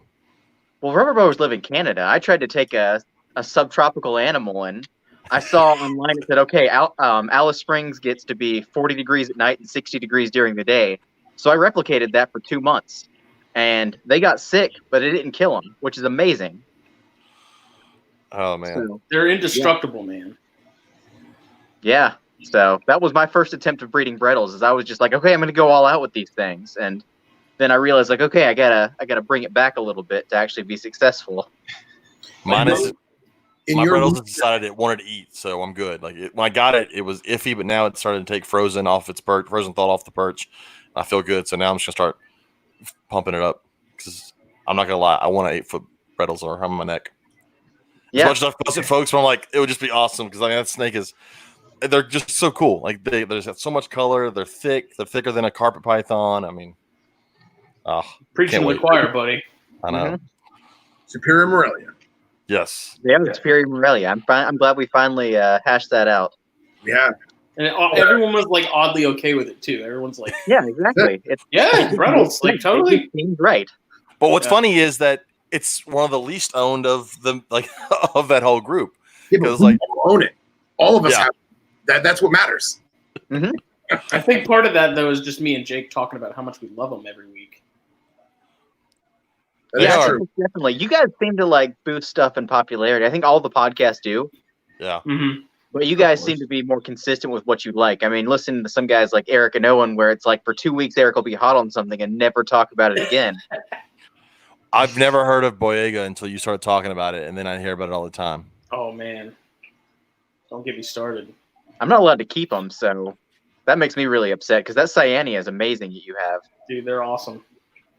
They're straight up. They're aliens, man. They are a snake from another planet. They're so bizarre. How bizarre. All right, if I go,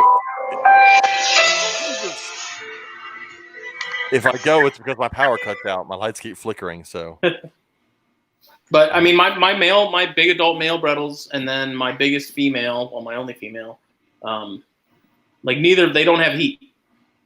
oh, Really? Like they are at whatever the room temperature is, which is usually like low 70s at night to maybe upper 70s during the day. See, my baby loves hanging out underneath the. See, mine stays under that radiant heat panel. I mean, as she moves around, but she loves to go back to hang out underneath there. And I had it cranked. Well, I thought I had it low, and it was pretty warm. And I cranked it down, but she was still wanting to lay underneath it. So they don't care. Like mine don't care. They're fine. Like they feed every time. Yeah. Great. They have no problems digesting. Like room temperature, like mid 70s, upper 70s. Mine gets insanely active at night, though. Probably more than any of my other snakes. Yeah, mine do too. It's funny. I look on the camera, and I can see the male. Like I'm watching the condors, but I see it's actually the female who's under. Because I have the female, the 2 Beox, and then the male on top. And I can see the female down there, like every so often, she'll come into frame, like just her head. It's like the Loch Ness monster. Casey, when you were doing all your Brettles research, did you find that wild specimens had a what's the word I'm looking for? Like an escape or like a den or like a nest, and they would evade temperature or whatever? I don't know. See, not a lot of people catch wild Brettles. There's not a lot of pictures of a wild one in a nest. I don't think I've ever seen a picture of a wild Brettles on eggs. Really? So, I don't know. Okay. No, I'd love to figure that out. There's a surprising number of pictures of them in water, though, and I've seen that more and more the last couple of years. Was that one where it eats the bird? Yeah, there's one more picture where it literally springs out of the water and gets a bird, like some kind of crow or a magpie or something like that. Yeah. And then I've seen another one where it's just chilling in the water because it's so hot outside. And then I've seen another picture of one eating a duck right next to water. All right. Well, it's just so weird that it's taken this long for them to take off. I mean, being the fact that it's an Australian snake, so obviously they've been here since the 70s. But mid-90s for these guys. was it? They come over from all Europe. Yeah, from Europe. I think the first clutch of them was 98. I've had some guys tell me that if you talk to really old school carpet python people, they'll say like, "Oh yeah, back in the 60s we had red carpets," but I have my doubts about that. Or I have my doubts that they were bredls. I think they were probably more like Darwins. Yeah. Just because Alice Springs is such a random place to go and catch it's them. in the middle of nowhere. Yeah, exactly. It's so much easier to catch Darwin. I'm just surprised it's taking so long for them to take off, just because I think to me their base color is better than say a coastal. Yeah, I think the regular Bredls looks better than a regular coastal. Don't get me wrong, there's tons of different mutations and morphs and coastals, and that's tends to what sell. But I think that red color you get on some of them, without even putting hypo or any of that stuff into them, is awesome. What got me on them was the Tel Hicks, if that's his right name. Tel Hicks is the reptile artist. Yeah. And he did the painting of the bredli creeping down the rocks, looking at two knobtails and like ready to eat them. And I love that painting, bro. I'm going to get it framed eventually. But I was like, I need both of those animals, but in separate cages. Yeah. That painting did it for me as a kid. Someone was asking me about Bredls. Do you know when they got their own species status? I believe it was 1981. Is when that was? I thought it was way more recent than that, but I don't know. For some reason, I was thinking it was it was Graham Dow wrote a paper in the Australian Magazine of Herpetology or something like that. And I don't even know if Bredls were really considered a subspecies ever. I think they just might have been like, okay, we know there's this area around Alice Springs where there's some carpets, but we're not going to look into them. Oh, okay. Because for some reason I thought maybe they were in this Spelota. They were Spelota in that complex at some point. Was that Glenn Storr described that? It was his name was Graham Gow. Gow. Okay. Ronald Dow. Yeah, Ronald Dow. So EFG. I've been trying to like find as many papers and books on Glenn Storr as I can, because like he's like one of my herp idols. And I picked up. I was gonna bring it to Carpet Fest to show you, Casey. I got at Daytona. I wound up picking up from the book guy.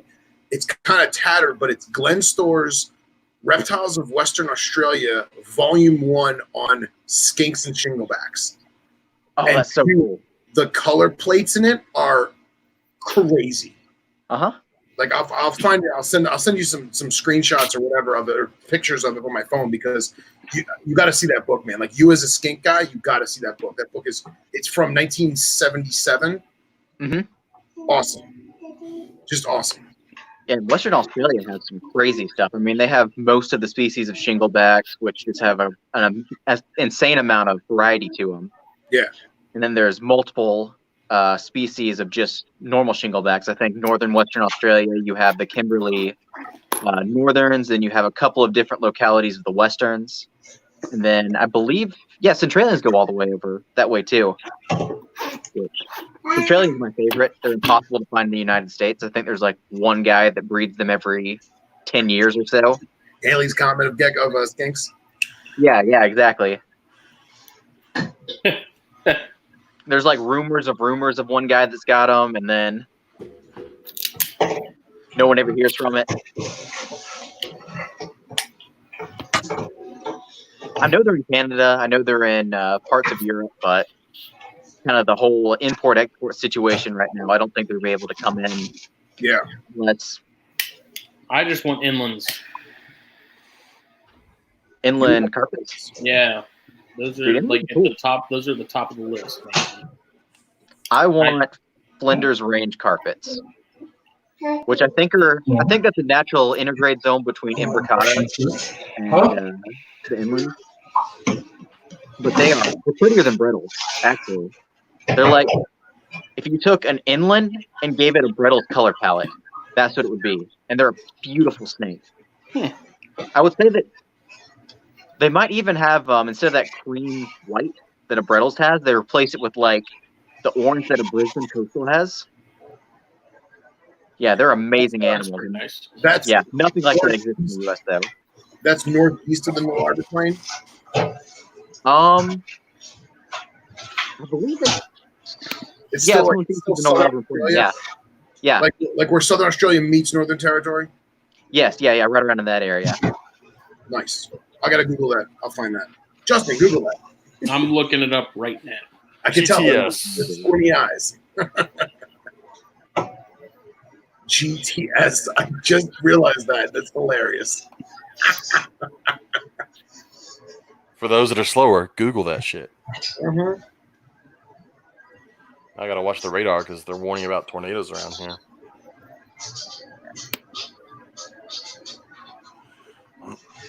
Phil, have you ever been out to Australia to catch knobtails or know somebody that has?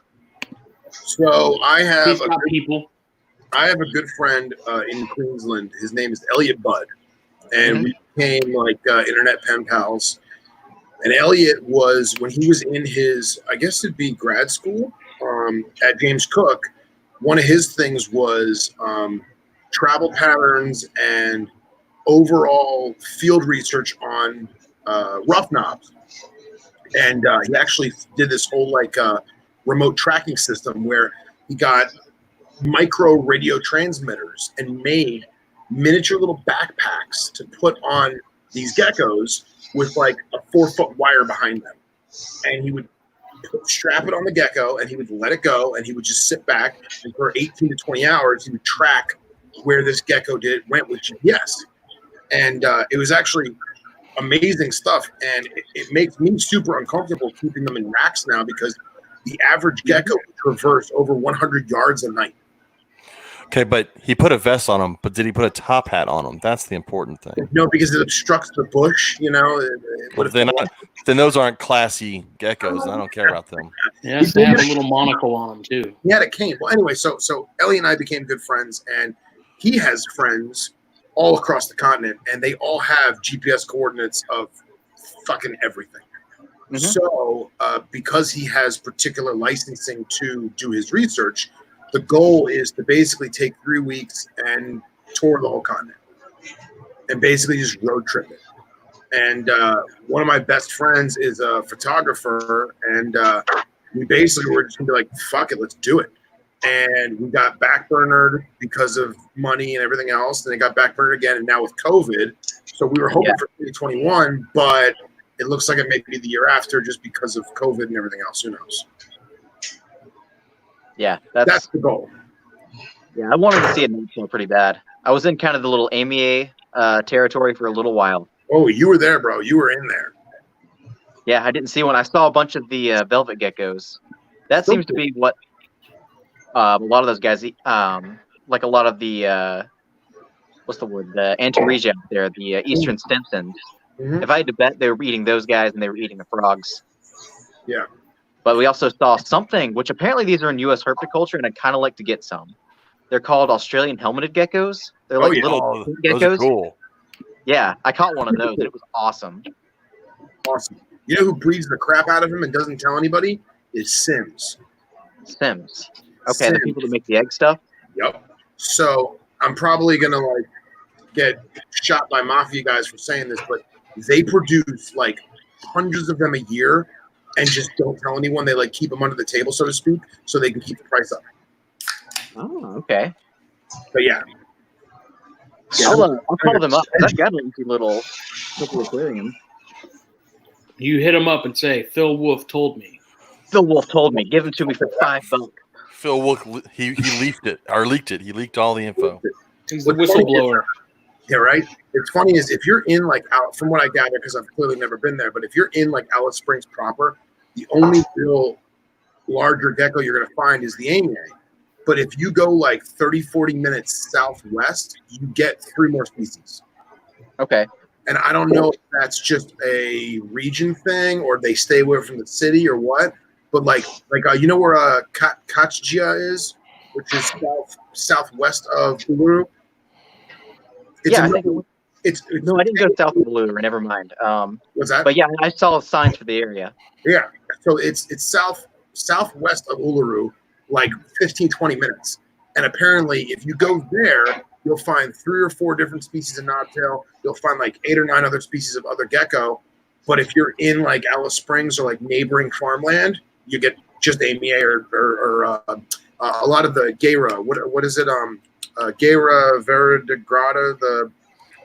What the hell they call it? I don't know. It's got a funky name. It's got a weird name that doesn't make sense. It's a gecko. Whatever.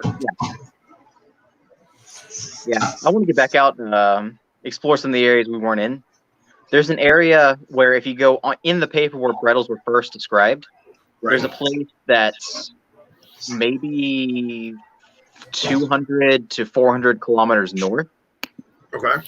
And it's called the Granites. And supposedly they found a Brettles there, which is like way far away from where they're supposed to be. Yeah. So I want to go check out that area. All I know is you guys are planning about Australia, and I'm trying my hardest right now to make it to Florida for Daytona. Come on, man. Whenever you want.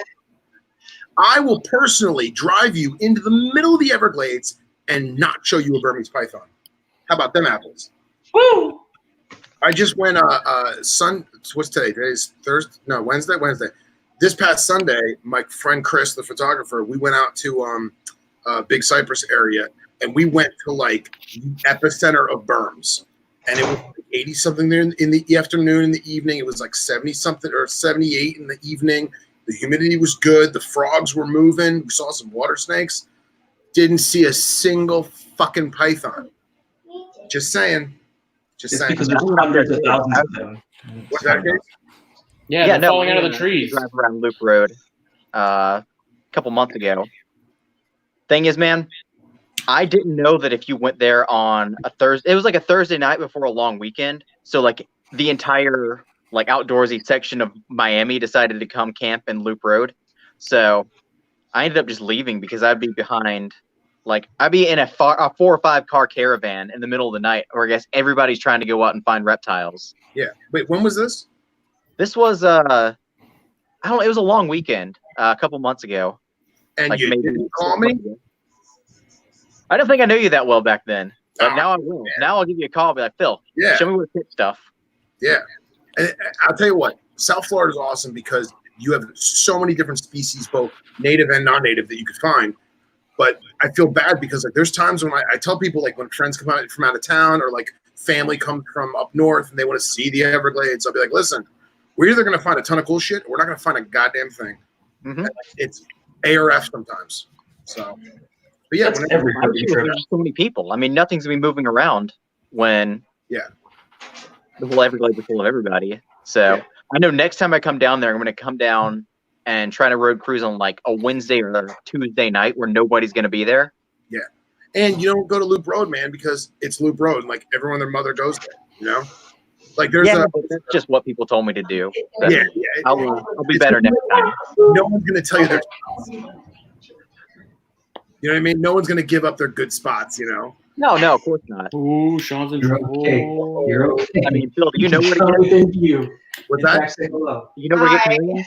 Hi. Sorry, I'm getting. Say that one more time, Casey. Sorry, man. No, you don't have to say this on air, but do you know a chameleon spot? So I He know does. two chameleon spots, and 2 of them are basically and one that's not fished out is I don't go there because the last group of herpers that went there were shot and killed. Well, Well, that's nice. one guy was shot and killed. Okay. Yeah, that's what I've heard a lot because I've seen pictures of where people say they're finding chameleons, and it's like in a suburban or like a semi-rural backyard in Florida where you're just screaming to get shot if you're running around back there with flashlight. So this is the story that I got from multiple horses' mouths. Okay, and Okay. people are gonna yell at me. They're gonna go, "That's not how it happened," or "Oh no, it wasn't like that." No, this is what I've taken as the true story. So there was an area in northern South Florida, so not down in Miami, like probably like a 2 hour from Miami north. And a guy had a what is all that? Sean. Is that Sean? Yeah. You can hear them from downstairs. Oh, yeah. Well, it comes, for me, it comes in waves. anyway, so these guys, this one guy it was a bougie street of like of well-to-do landowners. Every house had like 4 or 5 acres on it with a nice big house, and there was canals lining the street on either side of it, right? So one guy had a cricket farm back in like the 70s, and to counteract all his loose bugs, he let a bunch of El chameleons go. So I mean, it was the 70s. That's what you did, you know?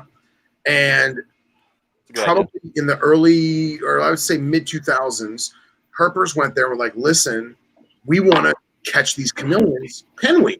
And the guy said, do whatever you want. Take as many as you want. I don't care. I don't like chameleons. Take them all. Just do me a favor. Stay outside of my yard because I got dogs and I've got some tortoises and I don't want people messing with my tortoises. So the first group of herpers, that's what they did. They caught a bunch of chameleons. They sold them to the pet trade. They would go there and take photos. They would road cruise that one street. And at the end of the block was a big mansion that was probably a drug house. And like those people did not want herpers there. So they would always come out with like Suburbans and suits and be like, what are you doing here? You know, that kind of shit. And we're like, listen, man, we're catching chameleons. Leave us alone. Well, one night, herpers that were not part of that good guy group went there, realized that the guy had tortoises, and stole an adult spur thigh out of his yard. So the guy calls the cops the next day and says, these kids stole my tortoise. I have them on camera stealing the tortoise. And he says, listen, I'm telling the police right now, if they come on my land, I'm going to shoot them. And the cops are like, okay. Well, another group of herpers, unbeknownst to them, decided to cross into his yard to catch chameleons, and he shot a kid and killed him. Damn. Justified. So I don't fuck with chameleons. Yeah. Yeah, I've heard similar stories of that where it just seems super sketchy. Every time I've seen pictures of where people posted up, like I said, it looks like you're right in somebody's backyard. And you are. I don't know if I want to be in somebody's backyard in South Florida. No. And you're like, and it's not even a suburb. It's like in the boonies. It's like cattle country that has some rich people to it. So it's like you're not close to civilization. There's actually a lot of bug spots of invasive arachnids.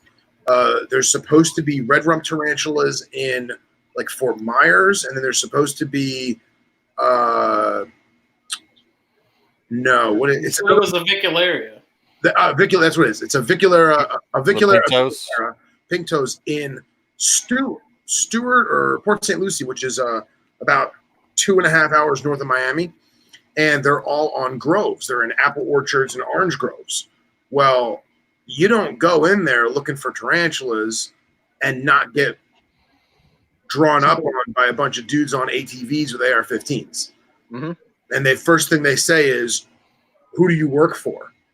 And you're like, I'm an undergrad student. I want to catch bugs. And they're like, who do you work for? Tropicana? Sunkist? Who do you work for? Yeah. Fucked up. Mm-hmm. I do want to talk about I can't pronounce the guy's name in the chat, and I'm not even going to try to. But I've never heard of the rainbow boa he talked about, and those things are awesome looking. Which one? The Epicrate Centria hygrophilus, the Espirito Santo rainbow boa. They're yellow. Like, here, hold on. Well, seeing as how Justin didn't pull up the last one. Here, Justin, pull mine up. Please? No, I'm not saying please. Oh, yeah, it's good looking, man. I asked in the chat, I was like, are they all that yellow? Just to make sure we're like a hypo or something. He said, yeah, they're all that yellow. And that's straight out of Brazil? It's Atlantic Coast. Atlantic Coast rainforest is what he said. Nice. That's sweet. Very cool. Brazil's really got some of the coolest stuff. They do, man. They got a lot of cool shit. I think the Brazilian boa constrictors, just the locality stuff they have in northern Brazil is amazing. Yeah. Oh, yeah. And you know that that one snake island that has all the golden pit vipers on it? Mm-hmm. Yep. Mm-hmm. So, remember Dr. Fry did a whole expedition there to get samples of blood and venom and shit? Yeah. Apparently, after that, somebody was telling me that the reason why they don't let people on the island is not because they're afraid that they're going to get bit by the bazillion friggin' snakes on the island, but it's because there's actually a secret naval base on the other side, and the Brazilian government doesn't want you going near their battleships. Oh. And I thought that was kind of funny. So Pretty good cover up. I mean, yeah, right. no, you don't want to go here. Right. James Bond stuff. So Phil, what you're saying is we need to go to Brazil, rent a boat, and go out to this island. Yeah, I mean they're probably using Tauruses, so they're gonna. Sean says it's okay. I'm a cop. Yeah, I'm good. Well, Hen Dog was telling me that now apparently the people that are legitimately allowed to remove those vipers from the island, they're doing genome studies on them, where they're finding that they're been isolated on the island for so many years, centuries, whatever, that they're getting inbred as fuck, and they're starting to have abnormalities. Oh yeah, yeah, I have no doubt. Mm-hmm. Especially when you have that many together. You know, it's not like those Catalina Island rattlers. I was just about to bring those up. Yeah, those are crazy. It's the Catalina wine mixer. The fucking Catalina wine mixer.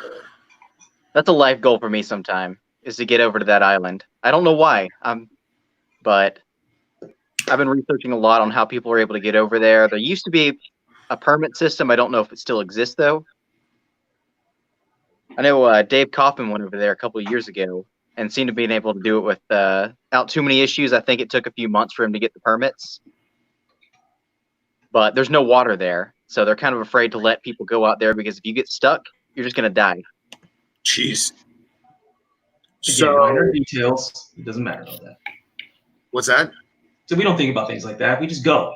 Yeah, right. Exactly. That's right. Don't be a bitch. I got a canteen and a 45. We're good. So yeah, let's not picture this place. There's no mountains for shade. There's no trees. Yeah, there's nothing, dude. Yeah, it's cactus, rattlesnakes with no rattles, and some sort of bird, right? Yeah, there's a bird there that's native too. Bunch of birds, and then I think there's a bunch of like sea lions too. Yeah, probably out in that area. And I think doesn't the sea around Baja California, that little area, have the dwarf? I don't know if it's a porpoise or a dolphin, but there's some kind of little marine animal that's only like 2 feet long, and I think it's in that general area. Midget dolphins? Yeah, I think they're something like that. Little midget dolphins. No, look, Riley's got the hook up right there. So Cox just sent me the picture of that Flanders, and which is hilariously funny to say. And he didn't send it to me. No, he sent it to me so that I could throw it up on the screen share. Oh, okay. Yeah. So there you go. The Flanders. Some scoot doodly dood carpets. Yeah, that thing. Oh, see, I thought that was just like a really red inland. I mean, it kind of is. I've seen that before, and I was like, wow, that's a cool looking inland. Yeah, that thing is crazy looking. Yeah, I think those are prettier than Brettles. It's got like imbricata colors with Brettles head. Mm-hmm. It's what an are those, and how can I? What are those, and how can I arrange to smuggle them into the country? Right. I mean, if you can do it, go ahead. Awesome. I want inland so bad, dude. I'm trying to. I keep asking Burke like periodically about them, hoping he'll remember when they hatch, and then he'll be like, "Yo, I got some." I'm like, yes. Shut up, Cox.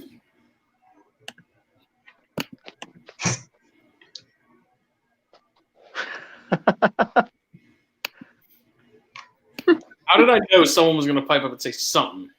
See, now I want to know about Riley's saying endemic squirrel species. So, like, is it specific to that, and that's what the rattlesnakes eat? Is it kind of like the tiger snakes and that one island where they're all melanistic and they have no eyes and the birds peck their eyes out? The one with the mutton birds. That's that actually might be Flinders Island. Is it? I think it's called Flinders Island. Speaking of Flinders ranges. It's one island where the only thing that lives on there is shorebirds and melanistic tiger snakes. Yes. Most of the tiger snakes don't have eyes because the birds peck them out, and the venom is like the most toxic of all the Notechis.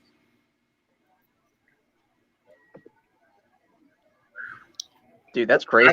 Squirrels are in an evolutionary arms race. I want that on a T-shirt. Riley, I want you to make a T-shirt with a silhouette of Baja California, and it just says that. Oh, I'd be curious to see like how far they've diverged from whatever the next closest species is to them, Yeah. and how much The rattlesnakes or the squirrels? the rattlesnakes. I don't give fuck the squirrels. I got I think squirrels the everywhere rattlesnakes here. are I can see pretty squirrels. Distinct, if I'm not wrong. I've looked at a phylogeny of them at some point. Mm-hmm. You know what we do have around here that I think are really cool, and we saw one at Carpet Fest, was fox squirrels. Oh yeah. Yeah, Fox we don't get squirrels those are where I'm from, sweet. but We have them down here in certain spots. See one of those big black ones, man. That's like the closest thing to a black bear that we get. Friggin' one of those melanistic fox squirrels. Those things are beastly. What is like we have Florida has the Sherman's one, right? I have It's no like idea. with black saddle. yeah, it was a Sherman fox squirrel at Cody and Pia's house. Was it? Yeah, Yeah, that one. Kind That of was looked like a German Shepherd. Yeah. yeah, we don't have those where I'm from, so I've only seen them a couple of times, and the first time I saw one, I was like, "What is that thing?" Yeah, dude, it's like a fucking squirrel that's been taking roids hardcore with some pre-workout. I bet you it was real because it bounces like a squirrel, but it's the size of like a mid-sized cat. Yeah. it's like a Bengal cat with a fluffy tail. By the way, this one's for Copney. He yells at me and tells me I smoke too much. It's a smoking show. Come on, guys. What's the hydration thing you were talking about there, Phyllis?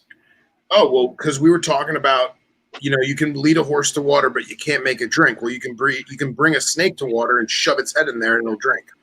So the question was stemming from snakes that are in a controlled environment, or reptiles in general, that are in a controlled environment where humidity is monitored to the utmost T, and they still have a poopy shed. They still have a mediocre shed, whether it's patchy or peely or whatever. And it goes to beg the question of, is it a hydration issue where the animal in hand is hydrating itself enough to sustain itself and survive, but is it hydrated enough to produce an adequate slew, right? Mm-hmm.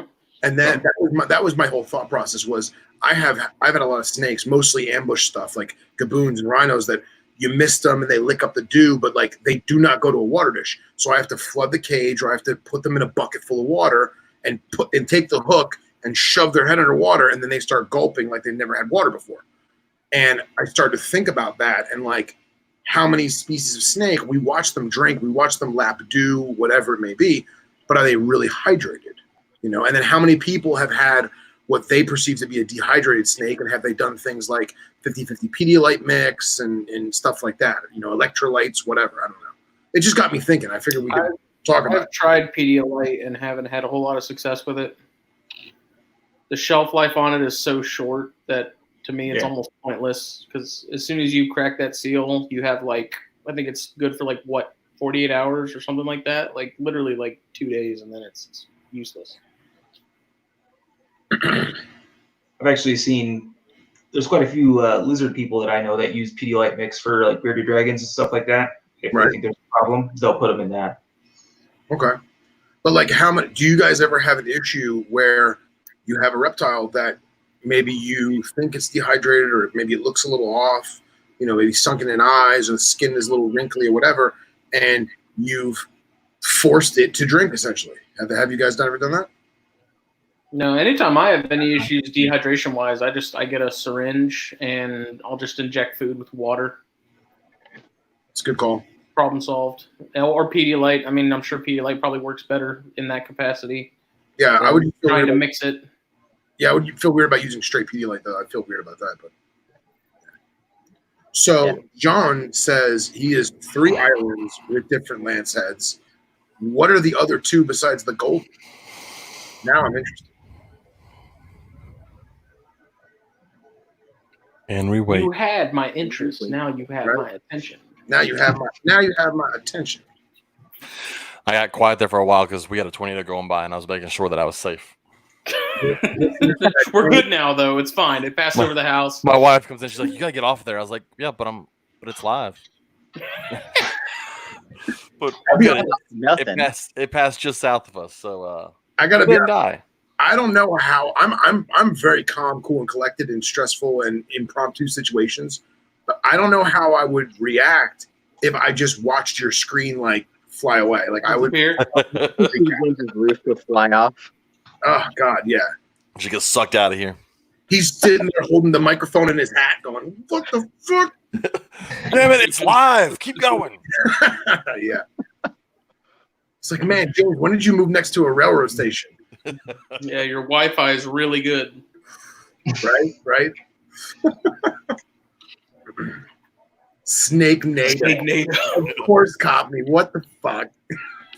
There's going to be a population of Samboas in Alexandria, Louisiana in 20 years because they're going to be flung out. Yeah, and we'll remember this day. The fateful night that and then for the next 20 years, they'll just say it's all individual people dropping off pets. It's all right. Crutchfield will take the blame. I mean the credit.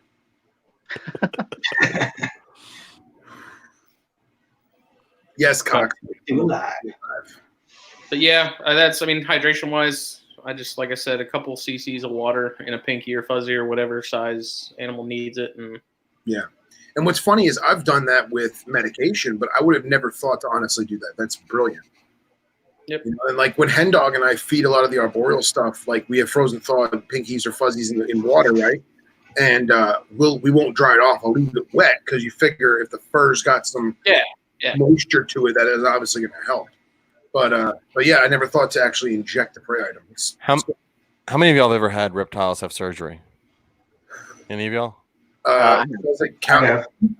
Well, I took a snake to get surgery yesterday, and instead of sending me home with like injections of antibiotics to give it over the next few days just for infection, I've never heard of it, but there was a dissolvable bead that they stitched into the lip when they closed up the lip, and that's got the antibiotic, and that will absorb into the snake. Wow. Huh. The future is now. Very interesting. Phil, you could do that with your Camel Crushers. Just take that little bead out, put it in the lip there. You're like, it's Listerine. It's good. It's killing off anything we need. That's it. That's it. Minty. Yeah. But that's something. I mean, I'd like for baby chondros, especially since that first couple of weeks they're so dainty. Yeah. If I saw them getting dehydrated, that's I getting water in them. I ran out of chlorhexidine once, and I mean I usually buy it by the 5-gallon jug, and I ran out of chlorhexidine, and I had a cobra that bit its prey item alive, and the prey item, I guess when it hit, the prey turned, and the rat chewed on the inside of the cobra's mouth.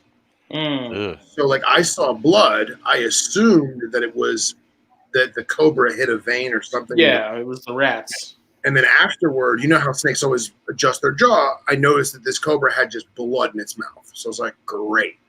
So I wind up tubing it, and I grab it by the back of the head, and I don't know what I did with them. I used to have actual snake speculums, and I used a speculum, and I was by myself. And like hindsight, shouldn't have done this by myself. Because, bad idea. Yeah. So like I got this cobra in between my knees. I'm holding it by the head. I got the speculum in its mouth, and like you have to fix the speculum every 10 seconds because it does this. Rolls, yeah. Yeah, and the thing flops flat. So I'm holding it. And I'm like, I didn't get the Chlorohex first, right? So I'm like looking around, and I'm like, this is dumb. Why am I doing this? And I grab Listerine, and I pour a little capful of Listerine, and I just kind of splashed it into his gnawing open mouth. And I'll tell you right now, it worked like a charm. He hated it, though. Hated the Listerine. It probably freaking burned. Probably, yeah, but he didn't get mouth rot. He's like, why are you pouring gasoline on me? There's your 3 species of lancehead, by the way. Oh, excellent. Thanks, Sean. Alcatraz. I don't even know what that looks like. It's got bars. It's black and white jumpsuit. Yeah, right. In San Francisco. Has a tactical vest like Sean Connery and Nicolas Cage. Welcome to the Rock. That's cool. Thanks, Sean. I'll have to look that up later. Coffee.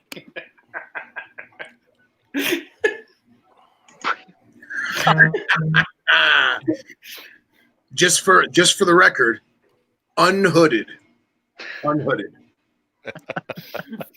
Phil's like, I don't know what happened to my snake speculums, but I still have my gynecological ones. Thank God. Yeah, thank God. So I just use those. Copney posted a thing earlier about Wiccan's Wicked Reptiles talking about Doomer's boas being the most underappreciated snake. Oh yeah, I wanted to talk about that. It's good call. I kind of agree there. I had them. I had the only two bad Doomerals ever though when I was younger. I had one that never ate and one that was evil, and I haven't gotten any since then. I got rid of them, but I've always loved Doomer's boas. Same here. I think they look amazing. Justin and I talked about it once about the Malagasy ground boas. You guys seen that? They're very similar. Yeah, dude. An old. They're protected though, aren't they? Yeah, now a friend of mine. All the Madagascar boas are protected. Yeah, I'm pretty sure everything on Madagascar's. So, a friend of mine, zoo stock, and they were like 10, 11 foot. Those things were awesome. They were huge. Mm-hmm. Well, see, I thought the ground boa had to have some sort of CITES paperwork, whereas Doomerals don't. No, they're all CITES 1. Even Doomerals? Oh yeah, Doomerals, Sanzinia, both the Madagascan ground boas. Yeah, they're all CITES 1. I've always loved the pinks in Madagascar and the Doomerals boas, all those pinks on them. And I'm sorry, Casey, you said Sanzinia is one too? Yeah, that's why we can't get them. We can't get ones in from Europe. That's why over in Europe the greens are very common. Yeah, they have all the here, green. The browns are very common, so it's flipped. So over in Europe everybody wants browns, and over here everybody wants greens, and we can't trade back and forth. Yeah. Sanzinia is something I really would like to have. I want one. I grew up wanting an emerald. That was if I was gonna have a tree snake, I wanted an emerald. And then when I was a zookeeper, my director once gave me the AZA list of like available animals, and he's like, "Hey, is there anything in there you want?" And there were Sanzinia and there were blackhead pythons. I was like, "I want these." We had no exhibits for them whatsoever, and they lived behind the scenes. But we got them for a while, and that was my first experience with Sanzinia. And I was like, oh, "I need these snakes. These things are amazing." Do you guys remember there was a pamphlet that you could order, like a mail order catalog? It was like a 3 or 4 page pamphlet called, I don't want to say it was like Zoo Trader or something cliche like that. Those were called zoo books, Phil, and it was not a for sale catalog. Anyway, fucking zoo book. So anyway, this trader catalog was all the surplus animals, and mostly hoof stock, but almost all the surplus animals from all the AZA facilities across the country. And so, like, let's say Dallas Zoo had like 5 extra fucking zebras. Well, they would put that out there to all the zoos, and if all the zoos were like, no, we don't want it, then it would go to like the smaller zoos, like sanctuaries and like Lion Country Safari and crap like that. And then if none of those people wanted it, then it went in the catalog. And like, dude, you could buy like Thompson's gazelles for like $60. You can buy hoof stock super easy still. Like go to one of these auctions, these hoof stock auctions, and you'll find camels and zebras and all sorts of stuff still. Really? Well, dude, I want a camel.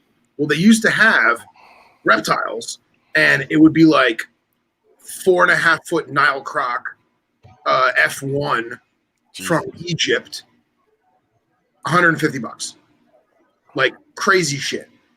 And now it doesn't exist anymore because the AZA exists. Yeah, isn't the story with the AZA? They had nothing to do with a couple of tigers, and they sold the tigers to somebody that can hunt in Texas. Really? Well, yeah, that's what I heard. Wow. There was like a big story where some of the AZA baby tigers ended up as canned hunts. Wow, that's fucked up. Mm-hmm. Wow. So apparently that's why AZA doesn't like, their animals going to the public. That's well, they could have just sold them to Joe Exotic, and they would have lived a wonderful life. Could have. Carol Baskin. Tigers breed like crazy in captivity. Clearly, you see how many of those people had? Yeah. Jesus. Like, that's how you know that there isn't really much room in the wild, because if tigers have room to reproduce, they reproduce really, really, really quick. Well, and if people weren't killing them. Well, yeah. If people weren't killing them. Cropani are awesome, by the way. What? Those emeralds, No, whole different species. different species. There's another species that's awesome too. I need to look it up. I forget it.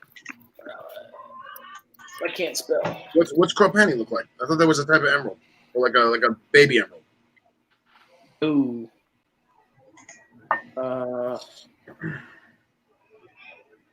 Here, you can share my screen. I already got pictures up. Boom. Yeah, I'm trying to find this other species. Like, God damn, I can't remember the name of it. So, Jean, are you in the U.S. right now, or are you actually in Brazil right now?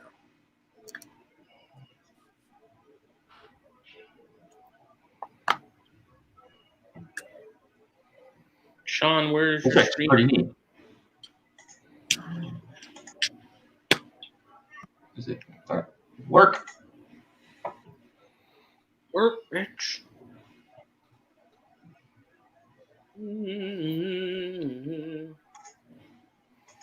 Brazil. Brazil. Brazil. Brazil. Ooh, speaking of, you know what I smoked this morning that was really good that I haven't had in a hot minute? And like, Marijuana from Brazil. CAO Brasilia. That is a delicious smoke. Every time I have them, I'm like, man, these are freaking good. Maduro Corona. It won't let me share it. I just want to go to Brazil and find a rainbow bow in the wild. That's all I want.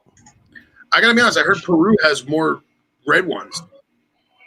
I heard like the east side of Peru has like the best East looking side? ever. I've got Brazilian rainbow bows. I'd like to see them in the wild. Yeah, I have an unfinished tattoo of one. I want to get a tattoo of one, but it's just so damn expensive to get what I want. Oh, I feel you, man. Can you make that picture bigger? What the hell is that thing? It's like it's like an emerald green anaconda or yellow anaconda. What the? Yeah, looks like it's rubber. That's so cool.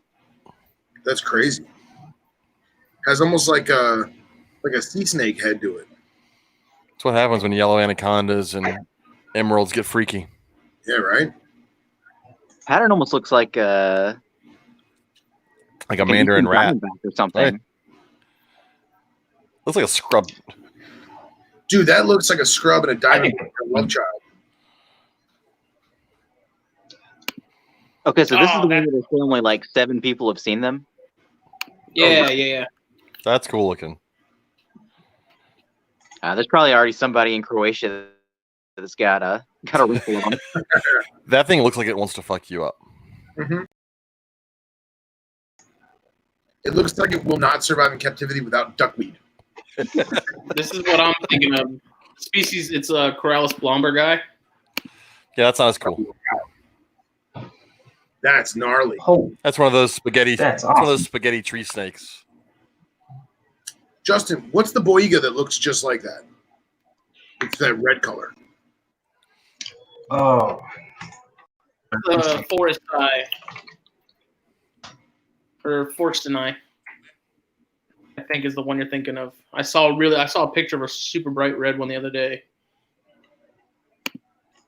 Yeah. Yeah. That's exactly what I was thinking of. Those are super, super rare, dude. There's so many boiga species we don't even have in the hobby. It's ridiculous. Yeah. See, Nipper has some of these, and I'm trying to convince him to send me some when he Wow. produces them. That looks just like a saw-scale viper, dude. That's crazy. Yeah, right? Like if they were really thin and tree dwelling. Yeah. Looks just like a saw-scale. That's awesome. Oh, you know what? I was talking to Henry, and I have a friend in Indo who's a major Tremercerus breeder, and I was actually picking his brain about crap. Now I can't remember. It's like Fairy something or other. It's got a girly name. You guys have to pull that up next. Where is it? The saw scale viper always reminds me of like rough scale samboa pattern and color. Oh yeah. Back in the day, Strictly would get in bags of like individual burlap sacks with like 50 egg-eating snakes, and 15 of them would be saw scale vipers. Crazy. Crazy. Where is this stupid snake picture? Mike Hopney said, serious question, how many snake species are out there y'all think haven't been discovered? A lot. Yeah, Are we including the fact that they're going to split a bunch of those two? Stuff that we know they're going to split into 4? Right. Well, I mean, even the guys, I've said it before, like the guys at Herp MX are finding new species of stuff all the freaking time, man. Yeah, I mean, you got parts of New Guinea where no one goes. Besides all these random little islands that have been separated for so long that a new species may have popped up that no one thinks to go look for them. Yeah, there's a lot of stuff out there that we haven't seen yet or haven't done the DNA test to know. Or haven't even been to the areas yet. Some of the, I mean, deep in jungles and or deep down in caves, some cave dwelling species that we haven't seen. Yeah. God, I want some of those Gonyosoma jansenii so freaking bad, man. You want gonorrhea? I mean, Yeah. you can get that. Yeah, that's exactly what I want. Henry, what did you just send me, Henry? You sent me some weird tree snake. Uh-oh. Did you guys see the video of the cave dwelling rat snakes? No. I've seen them Dave before. Hopkins? Yeah, Dave Kaufman's video where he actually goes up into the Yeah. top of the mountain. Sprinklers again? Yeah. My maintenance guy, he changed all the times, man. So like the front goes off at like 7 in the morning, and the night one, I don't know what time it goes. Today it's 11 o'clock. Yeah, those cave rats look a lot like the red-tailed green rats, but they're just gray instead. Like, Damn it. looking. Well, and that's Really so cool, I think. with that, the caves. The whole Gonyosoma group, they're all really, really cool looking snakes to me. Yeah. Well, that's just it. Going into new species, he could only spend like an hour in the cave before he started getting sick. Yeah. Yeah. So, how many species are in places that we just can't spend a lot of time because we're gonna die? Yep. Or some tribe will attempt to murder us. Yeah, North Sentinelese Island probably has some weird reticulated python thing that we can't see because we'll die if we go there. Well, anything like blind snakes and some of these really small species that like you aren't going to pop out to you. It's not going to be like decay snakes in North America where they show up everywhere. Yeah, right. Copperhead. Baby copperhead. That's 98% of the snake identification pictures I see on Facebook from groups. Maybe decay snake. It's a decay snake. Here, Justin, show this off. There you go. That's cool. Oh. Hey, boop its snoot.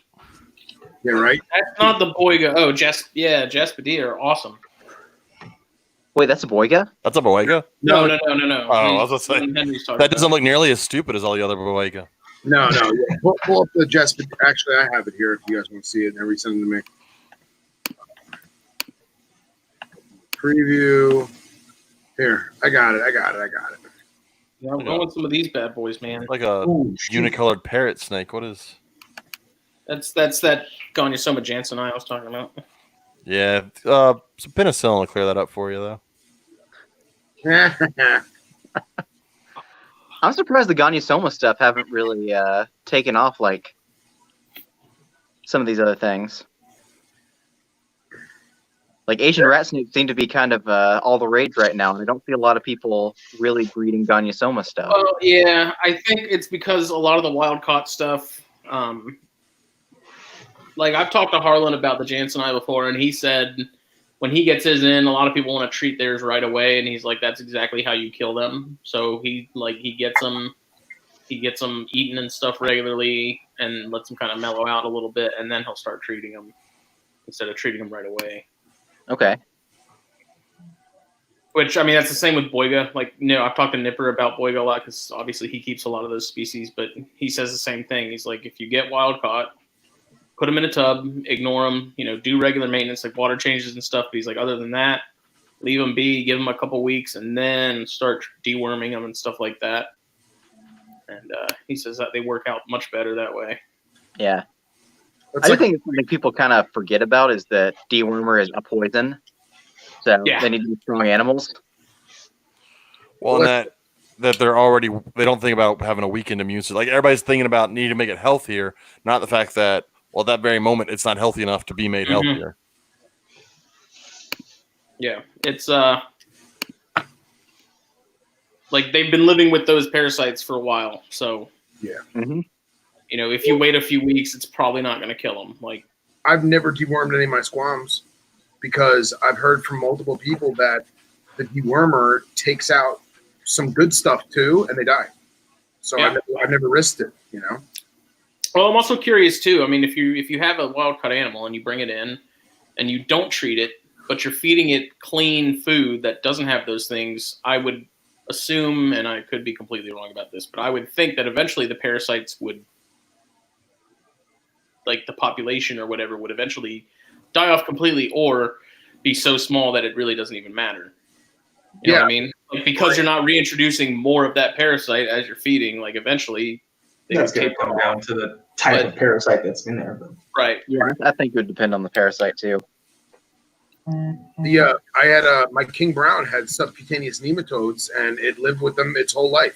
Because the only way to get rid of them is to honestly either surgically remove them or inject each independent worm with like Baytril. And I wasn't about to do that. You know, it's got 5 or 6 worms in its back. You can see Baytril's nasty stuff, man. Yeah. And I like my male green tree has a scar from a Baytril injection that I gave him, and that thing ain't going anywhere. It's gone. Like that stuff's rough. Yeah, it works, but I feel bad for giving it to him because I mean, there's, from what I understand, like it is painful. Yeah. Yep.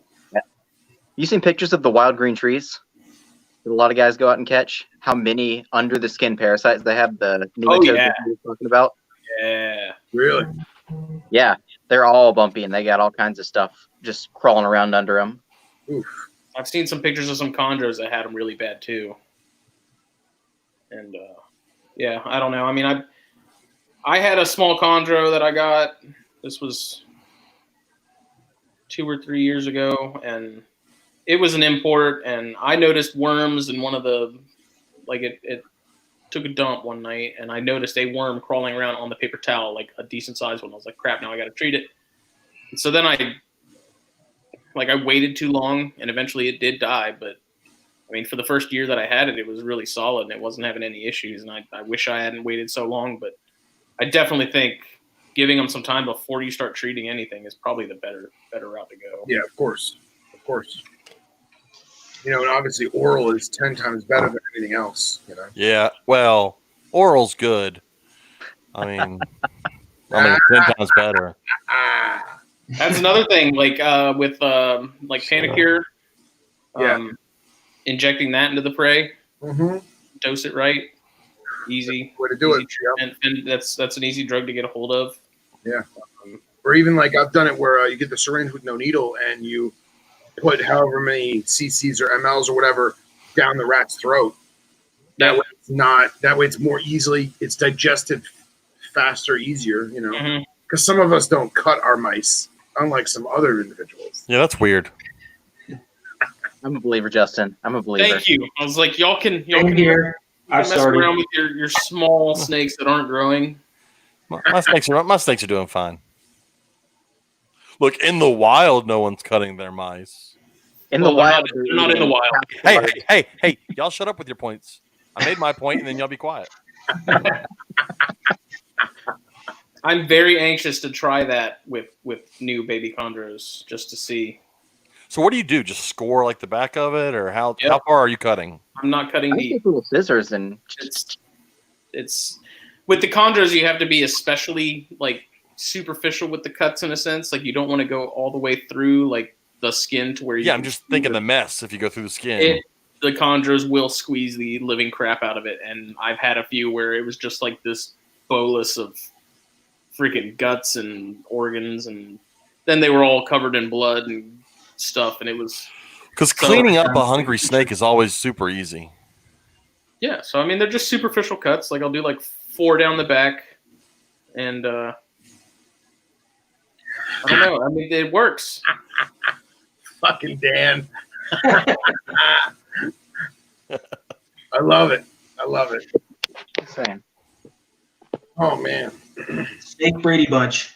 I think Justin is Alice. Marsha. Oh man. So Sean, talk, man. What do you got going on? What do I got going on? What you got going on, man? I have work going on. That's what's going on. As I Are said, you- it's my first day off in a month.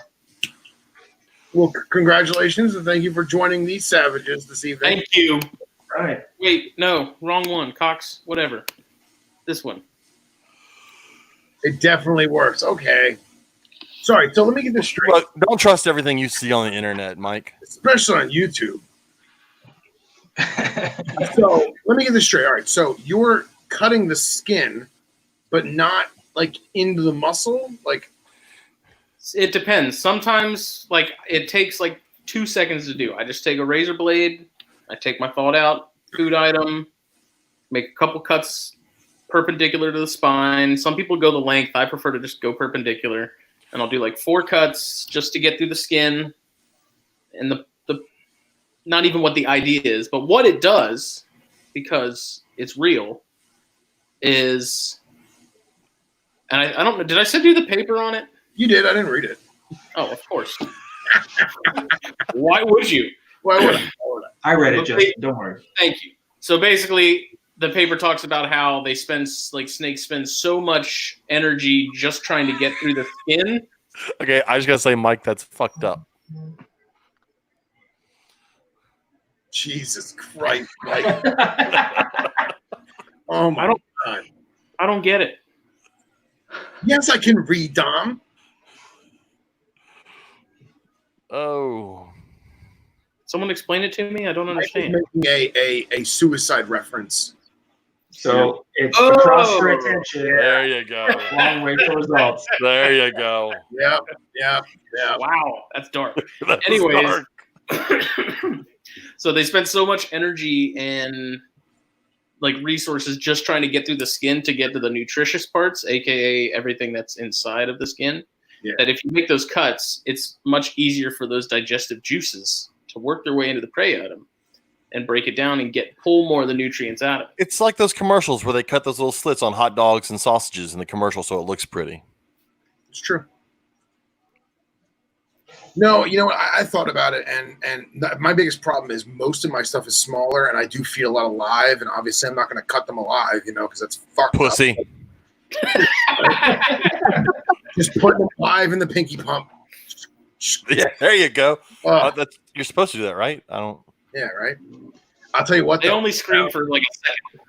I found a video on my phone that I took years ago of me feeding rat pups to a Gila monster alive, and Jesus. 2 of the rat pups, you can hear them squeaking Oh. from the inside. You're a From Brettles. You've done I've it used both? that. I've done it with chicks, with like little baby chickens. They're tweeting on the inside. Yep. Oh, it's epically Jesus. horrible. Yeah, I never did it again after that. I was like, okay, I thought you were gonna kill it, but I'll be the first dude. I ain't afraid to say it. I hate feeding live. I feel like such I an used to- asshole. I used to Oh, do me too. rabbits. I tried to kill a rabbit once, where you grab it behind the head and back legs and you pull, and it's supposed to pop. Oh, thank But you. I didn't do it right, and all I could feel was like bones in the scroll crunching, and it began to scream, and I was like, "Fuck!" And I hit it with a That's stick. the I'm like, worst sound ever, too. "Oh, Like a God." rabbit screaming is horrible. It's like one of the worst sounds of all time.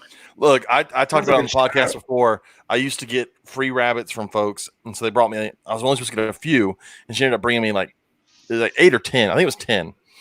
And she goes, "Here," and I was like, "Oh shit!" So I started killing them with. I used a stick. I would hold by the back legs and hit them. I got through rabbit number. I think it was 8 of them because I got through rabbit number 4, and I was like, "Yeah, I can't do this anymore." I told her, like, you have to take the other 4 home. I'm like, 4 is my sorry. limit. I felt like a monster. If I did any more, I was like, and the other ones were sitting there watching me do it. I'm like, this is fucked up. Well, I had a friend that was a major retic breeder, like major, like had over 100 adults, What's his name, Jay? No. Oh, okay. and no, not quite. And we would get, because pigs are invasive and they're feral, and we had a local rancher who would catch us 8 to 10 pound piglets alive, and you don't want to feed that to your retic because it's gonna mess your retic up. So we would euthanize them. This And- is totally Lewis while he was doing that. Oh my God, it's horrible! Jesus. Oh, man. Sorry. I'm telling you, it was. Normally, I'm okay with killing small fuzzy animals, but damn, when the other one's just staring at you, it's a different story. long story short, on the pigs, we would euthanize the piglets, and I did like 10 of them, and I couldn't do it anymore. How'd you euthanize a piglet? Humanely, but it doesn't matter because they scream like you're murdering a 12-year-old. And how do you know what it sounds like to murder a 12-year-old? I was gonna say you say that like you know from experience. I'm just using my imagination here, thinking outside the box. 11-year-old. How many 12-year-olds have you heard be murdered? I've never once. I can only imagine. I can only extrapolate. They were all 12. I mean, under 12. He was good. Yeah, right.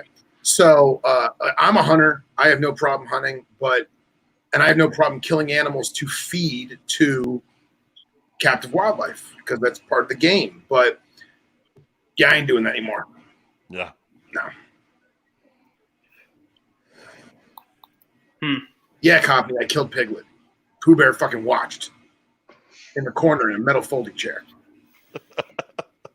Man, The skin cutting works. With wild pigs have so many parasites in them. I'd be terrified of that. So how about this? So me and my friends, we go boar hunting, or not boar hunting, excuse me, feral pig hunting pretty often. And we're always super cautious because in Florida, the population has pseudorabies.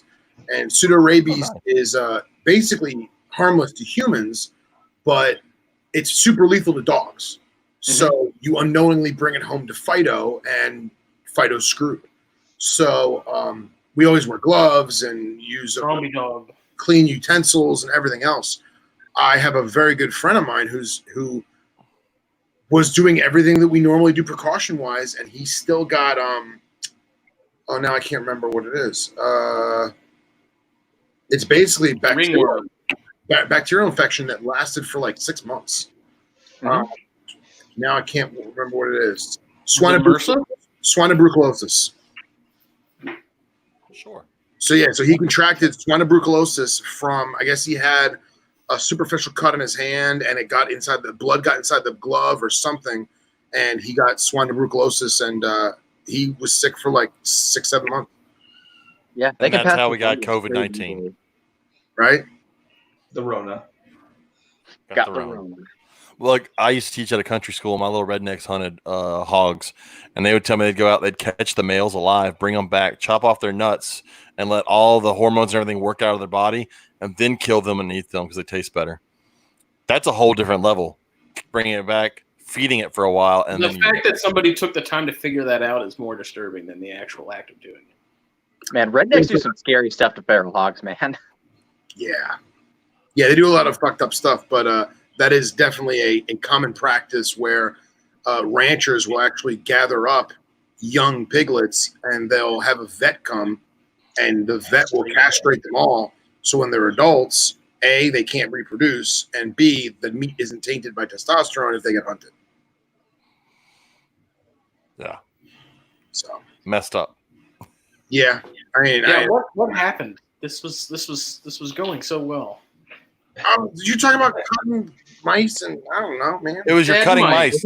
You're cutting mice. Scott was talking about killing pigs. It was cutting mice for the benefit of our animals, and they were killing. Well, I was animals. slaughtering feral pigs to feed to retics because they're big. And they need big food. But I have the moral high ground because I didn't kill the mice myself. But he was killing invasive species, so that's true. Is that the moral high ground? And I think, no one wants them in their house. Humane, you know. What Cox, is he saying? I can't go get Phil Cox. He's outside my jurisdiction. Where does who live? I'll tell you what, though. I know some people that I don't condone. They do some fucked up shit, like drowning stuff. Like, that's fucked up. Yeah. I've heard of breeders drowning, like, is it boxers? Boxers have the white ones, right? And the white ones come out, they tend to be deaf and stuff. Deaf. And they'll drown them. They'll drown the puppies, and they won't tell anybody that their dogs produce white ones. I was like, first time I heard someone tell me that, I was like, holy shit, that's messed up. That's fucked up, man. Dude, our species is freaking sick. Fucked up, yeah. Dan, I live in Louisiana. They eat anything here. Literally fucking anything. They eat boudin. That should tell you everything. Hey, no, boudin's good. You shut your mouth. It's not that good. Boudin is amazing. It's not that great. James, have you tried The Nutria? worst food I've ever seen was freeze dried. It was like fish food. It was like freeze dried shrimp, and it smelled like the worst, strongest What is fish that? food. They just throw some Tonys on it and they're fine. What is it? Creole No, that- seasoning. Okay, I don't know what you explain, Casey, but that's not food here. That's Yeah, no, man, it was a guy from Louisiana who was eating it. It was like freeze dried shrimp or like sun dried shrimp. they do sell that in like Walmart. They do sell freeze dried shrimp. I have seen that actually. Yeah, but it's for like fish to eat. But this guy was eating something that literally looked like something you'd be feeding like your Oscar or something. They'll fucking eat anything here, but Justin, you're wrong about boudin. You need to come here and I'll get you some good boudin. Boudin balls are amazing. It's a boudin ball. It's got cream cheese in the middle, boudin, and then it's covered in breading and deep fried. Oh hell yeah! Dom, I did not get any more locks because I gave the male that one male a night off, and then I was going to do it last night, and I got drunk and fell asleep. So tonight. Again, the most Phil statement we could get. I'm going to start writing these down and logging them, and I'll write a book. It'll be like haikus from Phil Wolf. I had to sell my grenade launcher. I was gonna let my lizards fuck, but I got drunk and fell asleep. I had to sell a grenade launcher. I had to sell my grenade launcher. Is a great title, though. That's a fantastic title to anything. And I made a profit, man, too. So it's all good. No, Phil, you asked if I've ever had Nutria. That's not ever fucking happening. Why not? I would totally try it. It's a giant rat. I'm not eating a giant rat. Listen, I want a giant. Well, it depends on how you look at it. Okay. You either say it's a beaver or it's a rat. I've looked at them from 2 feet away. It's a fucking rat. Okay, so first of all, I think that some of the ones that have in captivity as pets are kind of cute. I'm just saying. Second of all, I want to have a backyard barbecue, and I want to grill some dogs and some burgers and put some meat on the fucking grill. And then you know that little side burner where they put like, vegetables or crap that, vegans eat? I want to do a side burner with a farm-bred colossal rat that's field-dressed, skinned, field-dressed, no tail, no head, no legs. It's got to be greasy as hell. He's going to have you take the Pepsi challenge. Is it Nutria or is it a hot dog? No, I want to do this on the side burner so it's not contaminating anyone else's meat, the burgers and dogs. I get it. And then I'm going to put it in a pan, a glass Pyrex with some mojo and some cumin, a little garlic powder, and I want to throw that sucker on the grill and tell people, hey, listen, here's some burgers, here's some dogs, here's some chicken. Mystery meat. Here is some colossal rat if you'd like to try it. Look, you come here, there's a neighborhood pond right next to me. Every time I go fishing, there's tons of Nutria. I've had babies come up to me. Just come club you one on the head, cook it. He's like a fucked up Bobby Flay. Oh my god! They should totally do an episode of Chopped where it's like the Florida edition, and the basket includes like Nutria, road-killed possum. I'm telling you right now, Florida may be messed up. I'm telling you, Louisiana eats weird as shit. That is true. Y'all eat like chicken feet and shit. Did you ever see the Wild Boys episode when they were in there? When they were in Louisiana? What was it? The Wild Boys episode? That was forever ago. Oh, I don't know. All I remember is my favorite Louisiana scene from any show ever is when Dave Attell had his show Insomniac on Comedy Central, and he went and he was sitting in the back of a pickup truck and he would shoot Nutria with suppressed the canals in the back of the police pickup truck with the cops. That's down in New Orleans. Though New Orleans, for anybody that's not ever been to Louisiana, New Orleans is not Louisiana. Yeah, New Orleans is New Orleans, and then you have the rest of the state. Meanwhile, I think it's hilarious what Comedy said. I'm going to use Philisms during my next board meeting. God damn it! Why do I hang out with you savages? I think one of the weirdest things is they eat gar balls. They take alligator gar, they catch it, they scrape the meat off, they mush it together, they fry it, and it's gross. Is there bones in it? Because it's gar. Oh, it's a bony ass fish. They scrape it off the bone. That's why it's in a ball and not a fillet. Oh my god! Because there's so many bones. It's like hush puppies from hell.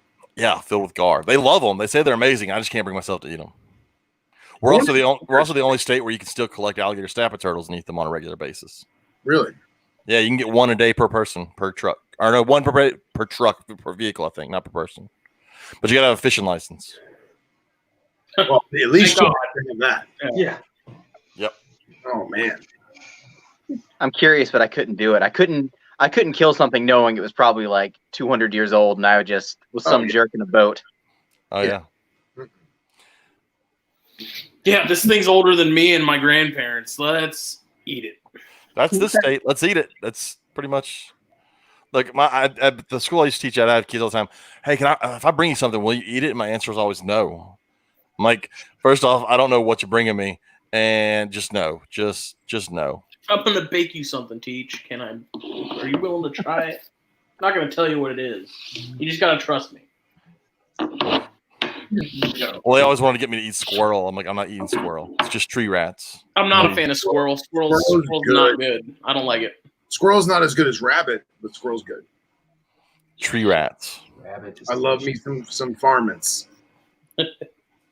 Love eating me some varmints. El Rato de Arbol. So I'm a big small game hunter. I love small game. I never get bag limit because A, I usually don't have the venue to do it, and B, I feel bad shooting 12 squirrels in a day. I don't need that many squirrels. Let nature have some squirrels. So nature doesn't need more squirrels. Last year I had year before. Phil, I've met you. You're more of a small game hunter. What do you mean? Chipmunks. You're a little dude. Oh yeah, you're right. I am one of everybody. When he's hunting squirrels in the Shire. We actually determined. I think Casey is like 1.5 inches taller than me at Carpet Fest. I feel like I'm a little taller than you, but I'm a shorter guy too. Yeah. So I just had to throw you under the bus too because you and I are the shortest ones. So that's debatable. You've not met me. I'm short too. Oh. Me too. That's why he always has the camera pointing up this way, make him look, Yeah. So that's why I like being around Jason Hood. Jason Hood always makes me feel good because I'm not the tallest person in the crowd. Oh, nice. Well, you are a tall guy. You're taller than Justin, right? I'm 6'4". Justin? You're close. Somewhere around that. We're about the same height. Okay. But I also, my mother is a dwarf, so she's technically falls within the legal limit of dwarfism. So. Oh, really? Yes. She'll kill me if she heard me say that. But Phil may know her from the Shire. Yeah. Are her feet as hairy as mine? Jesus. I don't know. She probably waxes them. I don't know. Hey man, Burke's got the hairiest feet in terms of Shire people. God, that would hurt. That's right, Cox. We are fighting over the height. Don't worry, he's short too. See, we wouldn't know because he didn't come to Carpet Fest. Burn. Oh, but he did provide libations. Doesn't make up for the fact that he wasn't there to enjoy it with us. It's true. It's true. Sorry, him not being there meant that April had a place to stay and come down, so April came. It's good. This is true. But it is time for bed, y'all. The witching hour. It's not 5 a.m. Can't be ready. I have been summoned. Dun dun dun. I was summoned during a tornado and I didn't leave. Well, we'll pay for that later. No, I've been together 15 years. I can do whatever the hell I want to at this point. Nice. She's not gonna go try to find anybody else. That's too much work.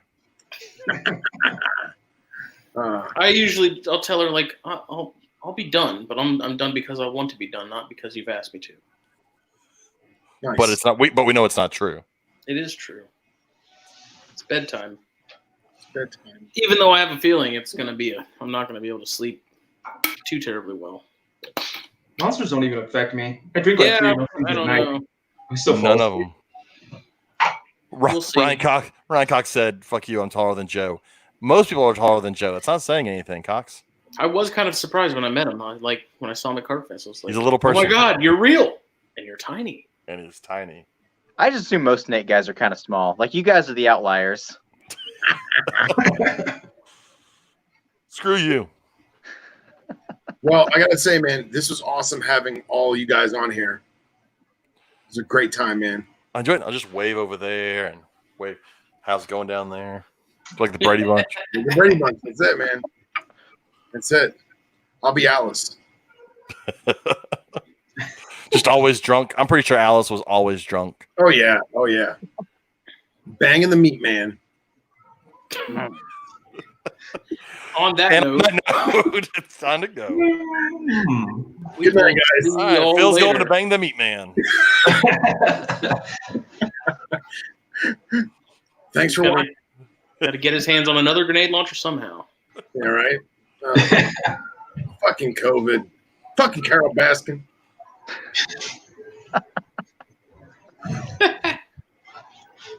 All right. All right. See y'all later. Bye-bye. See ya.